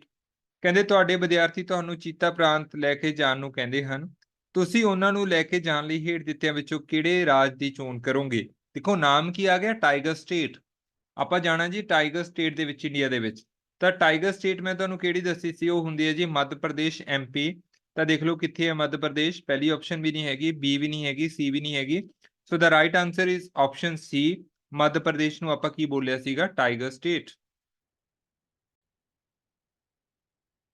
ਹਾਂਜੀ, ਕੁਐਸਚਨ ਨੰਬਰ 3, ਪਹਿਲਾਂ ਸਭ ਨੂੰ ਤੁਹਾਨੂੰ ਰਿਕੁਐਸਟ ਹੈ ਕਿ ਸਾਰੇ ਦੇ ਸਾਰੇ ਆਨਸਰ ਖੁਦ ਜਿਹੜੇ ਹੈਗੇ ਨੇ ਸੋਲਵ ਕਰਕੇ ਦੇਖੋ। 10 ਕੁਐਸਚਨ ਹੋਣਗੇ ਇਹ ਟੋਟਲ ਲਾਸਟ ਤੇ, ਤੁਸੀਂ ਥਿਊਰੀ ਕਰ ਲਈ ਹੈ, ਹੁਣ ਸਾਰੇ ਕੁਐਸਚਨ ਤੁਸੀਂ ਆਪਣੇ ਆਪ ਕਰਨ ਦੇ ਕੈਪੇਬਲ ਹੈਗੇ ਹੋ, ਤਾਂ ਜਰੂਰ ਮੈਨੂੰ ਲਾਸਟ ਤੇ ਤੁਸੀਂ ਦੱਸਣਾ ਵੀ ਹੈ ਕਿ ਤੁਹਾਡੇ ਕਿੰਨੇ ਮਾਰਕਸ ਬਣੇ। 10 ਕੁਐਸਚਨਾਂ ਦੇ ਵਿੱਚੋਂ ਸਾਰੇ ਤੁਸੀਂ ਕੈਪੇਬਲ ਹੋਵੋਗੇ ਕਰਨ ਦੇ, ਕਿਉਂਕਿ ਥਿਊਰੀ ਤੁਸੀਂ ਹੁਣ ਕੰਪਲੀਟ ਕਰ ਲਈ ਹੈ। ਸੋ 10% ਲਾਅ ਇਜ਼ ਗਿਵਨ ਬਾਈ, 10% ਜਿਹੜਾ ਲਾਅ ਹੈ, ਕਾਨੂੰਨ ਹੈ, ਉਹ ਕਿਹਨੇ ਦਿੱਤਾ, ਆਪਾਂ ਹੁਣ ਹੀ ਪੜਿਆਗਾ, ਇਹ ਫੂਡ ਚੇਨ ਨਾਲ ਰਿਲੇਟਡ ਹੈ, ਰੇਮੰਡ ਲਿੰਡਮੈਨ ਸੀਗਾ ਇਹਦਾ ਆਂਸਰ। ਸੋ ਦੇਖ ਲਓ ਕਿੱਥੇ ਹੈ ਜੀ, ਰੇਮੰਡ ਤਾਂ ਕਿਤੇ ਨਹੀਂ ਪਾਇਆ, ਸੋ ਪਿੱਛੇ ਮੈਨ ਹੈ ਸਭ ਦੇ, ਸੋ ਬੈਕਮੈਨ ਵੀ ਨਹੀਂ ਆਊਗਾ, ਗੋਲਡਮੈਨ ਵੀ ਨਹੀਂ ਆਊਗਾ, ਕੀ ਆਊਗਾ, Lindeman. So the option A is correct for question number 3। ਹਾਂਜੀ, ਕੁਐਸਚਨ ਨੰਬਰ 4, ਲੰਡਨ ਸਮੋਗ ਆ ਗਿਆ ਜੀ, ਉਹੀ ਕੁਐਸਚਨ, ਸਾਰੇ ਦੇ ਸਾਰੇ ਪੁਰਾਣੇ ਸਾਲਾਂ ਦੇ ਪੇਪਰਾਂ ਦੇ ਕੁਐਸਚਨ ਨੇ। ਲੰਡਨ ਸਮੋਗ ਇਜ਼ ਫਾਊਂਡ ਇਨ, ਪਹਿਲਾਂ ਤਾਂ ਦੇਖੋ ਲੰਡਨ ਸਮੋਗ ਦਾ ਦੂਸਰਾ ਨਾਮ ਆਪਾਂ ਪੜਿਆ ਸੀ ਕਲਾਸੀਕਲ ਸਮੋਗ, ਜਾਂ ਇਹ ਯਾਦ ਰੱਖਿਓ ਕਿ ਜੋ ਲੰਡਨ ਸਮੋਗ ਹੈ ਜੀ, ਲੰਡਨ ਯੂਕੇ ਦੇ ਵਿੱਚ ਹੈ, ਤਾਂ ਉੱਥੇ ਜਿਹੜੀ ਹੈਗੀ ਉਹ ਠੰਡ ਰਹਿੰਦੀ ਹੈ, ਠੰਡਾ ਰਹਿੰਦਾ ਹੈਗਾ, ਤਾਂ ਲੰਡਨ ਸਮੋਗ ਕਾਦੇ ਵਿੱਚ ਆਊਗੀ, ਵਿੰਟਰ ਦੇ ਵਿੱਚ ਆਊਗੀ, ਹੈ ਨਾ, ਸਰਦੀਆਂ ਦੇ ਵਿੱਚ ਆਊਗੀ। ਸੋ ਸਮਰ ਵਾਲੇ ਆਪਸ਼ਨ ਤਾਂ ਕੈਨਸਲ ਹੋ ਗਏ, ਸਮਰ ਵਾਲੇ ਆਪਸ਼ਨ ਤਾਂ ਆਪਣੇ ਕੈਨਸਲ ਹੋ ਗਏ, ਤਾਂ ਉਸ ਤੋਂ ਬਾਅਦ ਵਿੰਟਰ ਦੇ ਵਿੱਚ ਵੀ ਦੋ ਆਪਸ਼ਨ ਦੇਤੇ, ਇੱਕ ਤਾਂ ਡੇ ਟਾਈਮ ਦੇਤਾ, ਇੱਕ ਮਾਰਨਿੰਗ ਟਾਈਮ ਦੇਤਾ। ਹੁਣ ਸਰਦੀਆਂ ਦੇ ਵਿੱਚ ਡੇ ਟਾਈਮ ਤਾਂ ਸੂਰਜ ਵਗੈਰਾ ਆਜੂ, ਤੇ ਜ਼ਿਆਦਾ ਇਫੈਕਟ ਕਦੋਂ ਹੋਊਗਾ ਲੰਡਨ ਸਮੋਗ ਦਾ, ਜ਼ਿਆਦਾ ਹੋਊਗਾ ਜੀ morning time. So the right answer is option D, right answer is option D for question number 4। ਹਾਂਜੀ, question number 5, Bhopal gas tragedy, ਜਿਹੜਾ ਭੋਪਾਲ ਗੈਸ ਕਾਂਡ ਹੋਇਆ ਸੀ, ਉਹ ਕਿਹਦੇ ਕਾਰਨ ਵਾਪਰਿਆ। ਸੋ ਪਹਿਲੀ ਗੈਸ ਦਾ ਨਾਮ ਹੈ ਮੀਥੇਨ, ਇਹ ਤਾਂ ਨਹੀਂ ਆਊਗਾ ਜੀ। ਫਿਰ ਹੈਗਾ ਫੌਸਜੀਨ, ਇਹ ਵੀ ਜ਼ਹਿਰੀਲੀ ਹੈ ਬੇਸ਼ੱਕ, ਪਰ ਇਹ ਨਹੀਂ ਆਊਗਾ। ਡੀ ਆਪਸ਼ਨ ਵੀ ਨਹੀਂ ਆਊਗਾ। ਤਾਂ ਆਪਾਂ ਕਿਹੜੀ ਉੱਥੇ ਗੈਸ ਪੜ੍ਹੀ ਹੈ, ਉਹਦਾ ਨਾਮ ਪੜ੍ਹਿਆ ਆਪਾਂ, ਮਿਥਾਈਲ ਆਈਸੋਸਾਈਨੇਟ, CH3NCO, ਠੀਕ ਹੈ, ਦਾ ਫਾਰਮੂਲਾ ਵੀ ਦੱਸਦਾ ਸੀ ਤੁਹਾਨੂੰ ਮੈਂ, methyl isocyanate. So the right answer is option C for question number 5। ਹਾਂਜੀ, question number 6, what percentage of energy is transferred to the next tropic level from the lower tropic level।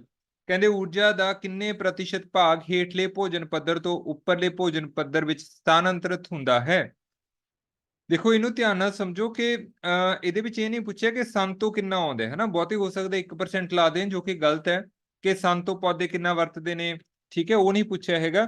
ਇੱਕ tropic level ਤੋਂ, ਇੱਕ ਭੋਜਨ ਪੱਧਰ ਤੋਂ ਦੂਜੇ ਭੋਜਨ ਪੱਧਰ ਤੱਕ ਕਿੰਨਾ ਟ੍ਰਾਂਸਫਰ ਹੁੰਦਾ ਹੈਗਾ, ਉਹੀ 10% ਲਾਅ ਵਾਲਾ, ਮਤਲਬ 10% ਟ੍ਰਾਂਸਫਰ ਹੁੰਦਾ। ਸੋ 10% ਦੇਖੋ ਕਿੱਥੇ, ਆਪਸ਼ਨ ਸੀ ਦੇ ਵਿੱਚ ਪਿਆਗਾ। So the right answer for question number 6 is option C, 10%। Question number 7, plastic bags do not decompose easily because they are. ਕਹਿੰਦੇ ਪਲਾਸਟਿਕ ਦੇ ਲਿਫਾਫੇ ਆਸਾਨੀ ਨਾਲ ਨਹੀਂ ਗਲਦੇ ਸੜਦੇ, ਆਪਾਂ ਨੂੰ ਪਤਾ ਹੈ ਕਿਉਂਕਿ ਉਹ ਕੀ ਹਨ। ਇਹ ਆਪਸ਼ਨ ਬਾਇਓਡੀਗ੍ਰੇਡੇਬਲ, ਜੀ ਵਿਕਟਿਤ ਹੋਣ ਵਾਲੇ ਹੁੰਦੇ ਹਨ। ਦੂਸਰਾ ਨਾਨ ਬਾਇਓਡੀਗ੍ਰੇਡੇਬਲ, ਜੀ ਵਿਕਟਿਤ ਹੋਣ ਵਾਲੇ ਨਹੀਂ ਹੁੰਦੇ। ਫਿਰ ਰੀਸਾਈਕਲਡ, ਕਿ ਮੁੜ ਕੇ ਉਹਨਾਂ ਨੂੰ ਮੁੜ ਵਰਤਨਯੋਗ ਹੁੰਦੇ ਹਨ। ਫਿਰ ਉਪਰੋਕਤ ਚੋਂ ਕੋਈ ਨਹੀਂ। ਦੇਖੋ ਇਹਨਾਂ ਨੇ ਇਹ ਪੁੱਛਿਆ ਕਿ ਉਹ ਆਪਣੇ ਆਪ ਗਲਦੇ ਸੜਦੇ ਕਿਉਂ ਨਹੀਂ ਹੈਗੇ, ਕਿਉਂਕਿ ਉਹ ਕੀ ਹੁੰਦੇ ਨੇ ਜੀ, ਨਾਨ ਬਾਇਓਡੀਗ੍ਰੇਡੇਬਲ ਹੁੰਦੇ ਨੇ, ਜਾਂ ਕਹ ਲਓ ਜੀ ਵਿਕਟਿਤ ਹੋਣ ਵਾਲੇ ਨਹੀਂ ਹੁੰਦੇ। ਠੀਕ ਹੈ, so the right answer is option B. So biodegradable ਉਹ ਹੁੰਦੇ ਨੇ ਜੋ ਆਪਣੇ ਆਪ ਗਲ ਸੜ ਜਾਂਦੇ ਨੇ, ਅਤੇ ਜੋ ਆਪਣੇ ਆਪ ਨਹੀਂ ਗਲਦੇ ਉਹਨਾਂ ਨੂੰ ਕੀ ਬੋਲਦੇ ਆ ਅਸੀਂ, ਨਾਨ ਬਾਇਓਡੀਗ੍ਰੇਡੇਬਲ, ਜਿਸ ਤਰੀਕੇ ਨਾਲ ਪਲਾਸਟਿਕ ਬੈਗਸ। ਹਾਂਜੀ, ਕੁਐਸਚਨ ਨੰਬਰ 8, ਵੈਨ ਵਾਜ਼ ਦਾ ਪ੍ਰੋਜੈਕਟ ਟਾਈਗਰ ਲਾਂਚ। ਕਹਿੰਦੇ ਪ੍ਰੋਜੈਕਟ ਟਾਈਗਰ ਕਦੋਂ ਸ਼ੁਰੂ ਕੀਤਾ, ਲਾਂਚ ਕਰਨ ਦਾ ਮਤਲਬ ਕਦੋਂ ਸ਼ੁਰੂ ਕੀਤਾ। ਇਹ ਆਪਸ਼ਨ 2011 ਗਲਤ ਹੈ ਜੀ, ਬੀ 1970 ਗਲਤ ਹੈ, ਡੀ 2007 ਗਲਤ ਹੈ। ਤਾਂ ਰਾਈਟ ਆਨਸਰ ਕੀ ਆਊਗਾ 1973 ਦੇ ਵਿੱਚ। ਯਾਦ ਰੱਖਣਾ ਕਿ ਪ੍ਰੋਜੈਕਟ ਟਾਈਗਰ ਕਦੋਂ ਸ਼ੁਰੂ ਕੀਤਾ ਗਿਆ, 1973 ਦੇ ਵਿੱਚ। So the right answer is option C. ਹਾਂਜੀ, question number 9, which of the following is the biodegradable based. ਕਹਿੰਦੇ ਹੇਠ ਲਿਖਿਆਂ ਵਿੱਚੋਂ ਕਿਹੜੇ ਜੀਵ ਠੋਸ ਬਿਅਤ ਪਦਾਰਥ ਹਨ। ਥੋੜੀ ਲੈਂਗੁਏਜ ਪੰਜਾਬੀ 'ਚ ਬਦਲ ਦਿੰਦੇ ਨੇ, ਇੰਗਲਿਸ਼ ਹਾਲਾਂਕਿ ਉਹੀ ਰਹਿੰਦੀ ਹੈ। ਬਾਇਓਡੀਗ੍ਰੇਡੇਬਲ ਜੋ ਆਪਣੇ ਆਪ ਗਲਦੇ ਨੇ ਉਹ ਕਿਹੜੇ ਨੇ। ਪਲਾਸਟਿਕ ਹੈਗਾ ਜੀ, ਬਿਲਕੁਲ ਗਲਤ ਹੈ, ਇਹ ਤਾਂ ਗਲਦੀ ਨਹੀਂ ਹੈਗਾ, ਹਨਾ। ਪੋਲੀਥੀਨ ਲਿਫਾਫਾ ਹੈਗਾ, ਇਹ ਵੀ ਗਲਤ ਹੈ ਜੀ। ਪੋਲੀਥੀਨ ਦਾ ਮਤਲਬ ਲਿਫਾਫਾ, ਪਲਾਸਟਿਕ ਵੀ ਨਹੀਂ, ਲਿਫਾਫਾ ਵੀ ਨਹੀਂ। ਹੁਣ ਦੇਖੋ ਗਲਾਸ ਹੈਗਾ, ਤਾਂ ਗਲਾਸ ਨੂੰ ਵੀ 1000 ਸਾਲ ਲੱਗ ਜਾਂਦੇ ਨੇ ਗਲਣ ਸੜਨ ਦੇ ਵਿੱਚ, ਸੋ ਇਹ ਵੀ ਨਹੀਂ ਆਊਗਾ। ਸੋ ਇਹਨਾਂ ਨੇ ਪੁੱਛਿਆ ਸੀ ਇਹਨਾਂ ਦੇ ਵਿੱਚੋਂ ਕਿਹੜੇ ਬਾਇਓਡੀਗ੍ਰੇਡੇਬਲ ਨੇ, ਤਾਂ ਇਹਨਾਂ ਦੇ ਵਿੱਚੋਂ ਤਾਂ ਤਿੰਨਾਂ ਦੇ ਵਿੱਚੋਂ ਕੋਈ ਬਾਇਓਡੀਗ੍ਰੇਡੇਬਲ ਨਹੀਂ ਹੈਗਾ, ਤਾਂ ਕਰਕੇ ਮੇਰਾ ਰਾਈਟ ਆਨਸਰ ਕੀ ਆਊਗਾ, ਨਨ ਆਫ ਥੀਸ, ਕਿ ਇਹਨਾਂ ਦੇ ਵਿੱਚੋਂ ਕੋਈ ਨਹੀਂ। ਸੋ option D is the correct answer for question number 9। ਹਾਂਜੀ, ਲਾਸਟ ਕੁਐਸਚਨ ਕਰਾਂਗੇ, ਕੁਐਸਚਨ ਨੰਬਰ 10। ਸੋ ਇਹਦੇ ਨਾਲ ਆਪਣਾ এনवायरमेंट ਕੰਪਲੀਟ ਹੋ ਜਾਊਗਾ। ਸੋ ਅਗਰ 3 ਕਲਾਸਾਂ ਜਾਂ ਇਹ ਕਲਾਸ ਤੁਹਾਨੂੰ ਵਧੀਆ ਲੱਗੀ, ਕੁਝ ਸਮਝ ਆਇਆ, ਯੂਸਫੁਲ ਸਭ ਪਤਾ ਲੱਗਿਆ, এনवायरमेंट ਵਾਲਾ ਪੂਰਾ ਜੋ 3-4 ਆਪਣੀਆਂ ਕਲਾਸਿਸ ਦੀ ਸੀਰੀਜ਼ ਰਹੀ ਹੈ ਤੁਹਾਨੂੰ ਵਧੀਆ ਲੱਗੀ, ਤਾਂ ਜਰੂਰ ਇਸ ਵੀਡੀਓ ਨੂੰ ਲਾਈਕ ਕਰੋ ਤੇ ਇਹਨੂੰ ਆਪਣੇ ਵੱਧ ਤੋਂ ਵੱਧ, ਇਸ ਫ੍ਰੀ ਐਜੂਕੇਸ਼ਨ ਨੂੰ ਵੱਧ ਤੋਂ ਵੱਧ ਸਾਥੀਆਂ ਤੱਕ ਜਰੂਰ ਸ਼ੇਅਰ ਕਰੋ ਜੀ, ਕਿਉਂਕਿ ਬਿਲਕੁਲ ਫ੍ਰੀ ਆਫ ਕਾਸਟ ਐਜੂਕੇਸ਼ਨ ਤੁਹਾਨੂੰ ਪ੍ਰੋਵਾਈਡ ਕੀਤੀ ਜਾ ਰਹੀ ਹੈ। ਸੋ 10ਵਾਂ ਕੁਐਸਚਨ ਆਪਾਂ ਦੇਖਦੇ ਹਾਂ। Name the process in which a harmful chemical enters the food chain and gets concentrated at each level in the food chain. ਕਹਿੰਦੇ ਉਸ ਪ੍ਰਕਿਰਿਆ ਦਾ ਨਾਮ ਦੱਸੋ ਜਿਸ ਵਿੱਚ ਹਾਨੀਕਾਰਕ ਰਸਾਇਣ ਭੋਜਨ ਲੜੀ ਵਿੱਚ ਸ਼ਾਮਲ ਹੋ ਜਾਂਦੇ ਹਨ। ਠੀਕ ਹੈ, ਮਤਲਬ ਭੋਜਨ ਲੜੀ ਦੇ ਵਿੱਚ ਕੁਝ ਹਾਨੀਕਾਰਕ ਰਸਾਇਣ, ਠੀਕ ਹੈ, ਹਾਰਮਫੁਲ ਕੈਮੀਕਲ, ਟੌਕਸਿਕ ਸਬਸਟੈਂਸ ਭੋਜਨ ਦੇ ਵਿੱਚ ਸ਼ਾਮਲ ਹੋ ਜਾਂਦੇ ਨੇ ਅਤੇ ਭੋਜਨ ਲੜੀ ਦੇ ਹਰ ਪੱਧਰੇ ਤੇ ਸੰਘਣੇ ਹੁੰਦੇ ਜਾਂਦੇ ਹਨ। ਮਤਲਬ ਜਦੋਂ ਇੱਕ ਭੋਜਨ ਪੱਧਰ ਹੈ, ਇੱਕ ਟ੍ਰੋਪਿਕ ਲੈਵਲ ਹੈ, ਉਸ ਤੋਂ ਬਾਅਦ ਜਦੋਂ ਆਪਾਂ ਅਗਲੇ ਟ੍ਰੋਪਿਕ ਲੈਵਲ ਤੇ ਗਏ ਤਾਂ ਉਹਨਾਂ ਦੀ ਘਣਤਾ, ਉਹਨਾਂ ਦੀ ਜੋ ਕੰਸੈਂਟਰੇਸ਼ਨ ਹੈ, ਮਾਤਰਾ, ਉਹ ਵੱਧਦੀ ਜਾਂਦੀ ਹੈ, ਹਨਾ। ਦੂਜੇ ਤੋਂ ਤੀਜੇ ਤੇ ਹੋਰ ਵੱਧ ਜੂਗੀ, ਤੀਜੇ ਤੋਂ ਚੌਥੇ ਤੇ ਹੋਰ ਵੱਧ ਜੂਗੀ। ਤਾਂ ਇਸ ਪ੍ਰੋਸੈਸ ਦਾ ਨਾਮ ਆਪਾਂ ਪੜਿਆ ਸੀ, ਇਹਨੂੰ ਅਸੀਂ ਬੋਲਦੇ ਹਾਂ ਜੀ ਬਾਇਓਮੈਗਨੀਫਿਕੇਸ਼ਨ। ਮੈਂ ਲਿਖਵਾਇਆ ਸੀਗਾ, ਦਿਸ ਇਜ਼ ਨੋਨ ਐਜ਼ ਬਾਇਓਮੈਗਨੀਫਿਕੇਸ਼ਨ। ਸੋ ਦੇਖੋ ਇਹਨੂੰ ਪੰਜਾਬੀ 'ਚ ਵੀ ਐਂ ਲਿਖਦੇ ਨੇ ਜੀ, ਬਾਇਓਮੈਗਨੀਫਿਕੇਸ਼ਨ, ਤੇ ਯਾਦ ਰੱਖਣਾ ਤੁਸੀਂ। ਸੋ ਇਹ ਸੀ ਆਪਣੀ ਅੱਜ ਦੀ ਕਲਾਸ, ਜਿਸ ਦੇ ਨਾਲ ਆਪਾਂ এনवायरमेंट ਕੰਪਲੀਟ ਕਰ ਲਿਆ। ਸੋ 20 ਵੀਡੀਓ ਹੁਣ ਤੱਕ ਆਪਣੀਆਂ ਹੋ ਗਈਆਂ ਈਵੀਐਸ ਦੀਆਂ, ਪਲੱਸ ਨਾਲ ਈਵੀਐਸ ਦੀ ਜੋ ਪੈਡਾਗੋਜੀ ਉਹਦੀਆਂ ਅਲੱਗ ਤੋਂ ਲਗਾ ਲਓ। ਸੋ ਕਾਫੀ ਪੋਰਸ਼ਨ ਆਪਣਾ ਈਵੀਐਸ ਦਾ ਕਵਰ ਹੋ ਗਿਆ ਜੀ, ਹੁਣ ਬਿਲਕੁਲ ਲਾਸਟ ਵਾਲੇ ਪੜਾਅ ਤੇ ਆਪਾਂ। ਸੋ ਬਹੁਤ ਜ਼ਿਆਦਾ 70% ਤੱਕ ਤਾਂ ਮੇਰੇ ਖਿਆਲ ਨਾਲ 70-75 ਤੱਕ ਆਪਾਂ ਕੰਪਲੀਟ ਕਰਤਾ। ਇਸ ਤੋਂ ਬਾਅਦ ਆਪਾਂ ਹੋਰ ਜੋ ਇੰਪੋਰਟੈਂਟ ਟੌਪਿਕ ਰਹਿ ਗਏ ਉਹਨਾਂ ਬਾਰੇ ਡਿਸਕਸ ਜ਼ਰੂਰ ਕਰਾਂਗੇ, ਕਿਉਂਕਿ ਸਾਡਾ ਜੋ ਮੇਨ ਮਿਸ਼ਨ ਹੈ ਉਹ ਇਹੀ ਹੈ ਕਿ ਅਸੀਂ ਕੋਈ ਚਾਂਸ ਨਹੀਂ ਲੈਣਾ ਹੈਗਾ ਕਿ ਕੁਐਸਚਨ ਚਾਹੇ ਜਿੱਥੋਂ ਮਰਜ਼ੀ ਆ ਜਾਏ, ਅਸੀਂ ਕੈਪੇਬਲ ਹੋਈਏ ਉਹ ਵਾਲੇ ਐਮਸੀਕਿਊ ਦੇ ਆਨਸਰ ਦੇਣ ਦੇ ਲਈ। ਸੋ ਇਹ ਕਲਾਸ ਦੇ ਵਿੱਚ ਅਸੀਂ 10 ਐਮਸੀਕਿਊ ਵੀ ਕੀਤੇ ਆ, ਨਾਲ ਦੀ ਨਾਲ ਥਿਊਰੀ ਵੀ ਕੀਤੀ ਹੈ। ਸੋ ਇਹਦੇ ਨਾਲ ਤੁਹਾਡਾ ਜੋ এনवायरमेंट ਦਾ ਜੋ ਹਰ ਇੱਕ ਤਰ੍ਹਾਂ ਦਾ ਟੌਪਿਕ ਹੈਗਾ ਜੀ, ਉਹ 4 ਵੀਡੀਓਜ਼ ਦੇ ਨਾਲ ਇਹਨਾਂ ਨਾਲ ਤੁਹਾਡਾ ਕਵਰ ਹੋ ਗਿਆ। So that's all for today. So thank you ਜੀ, thank you so much for watching.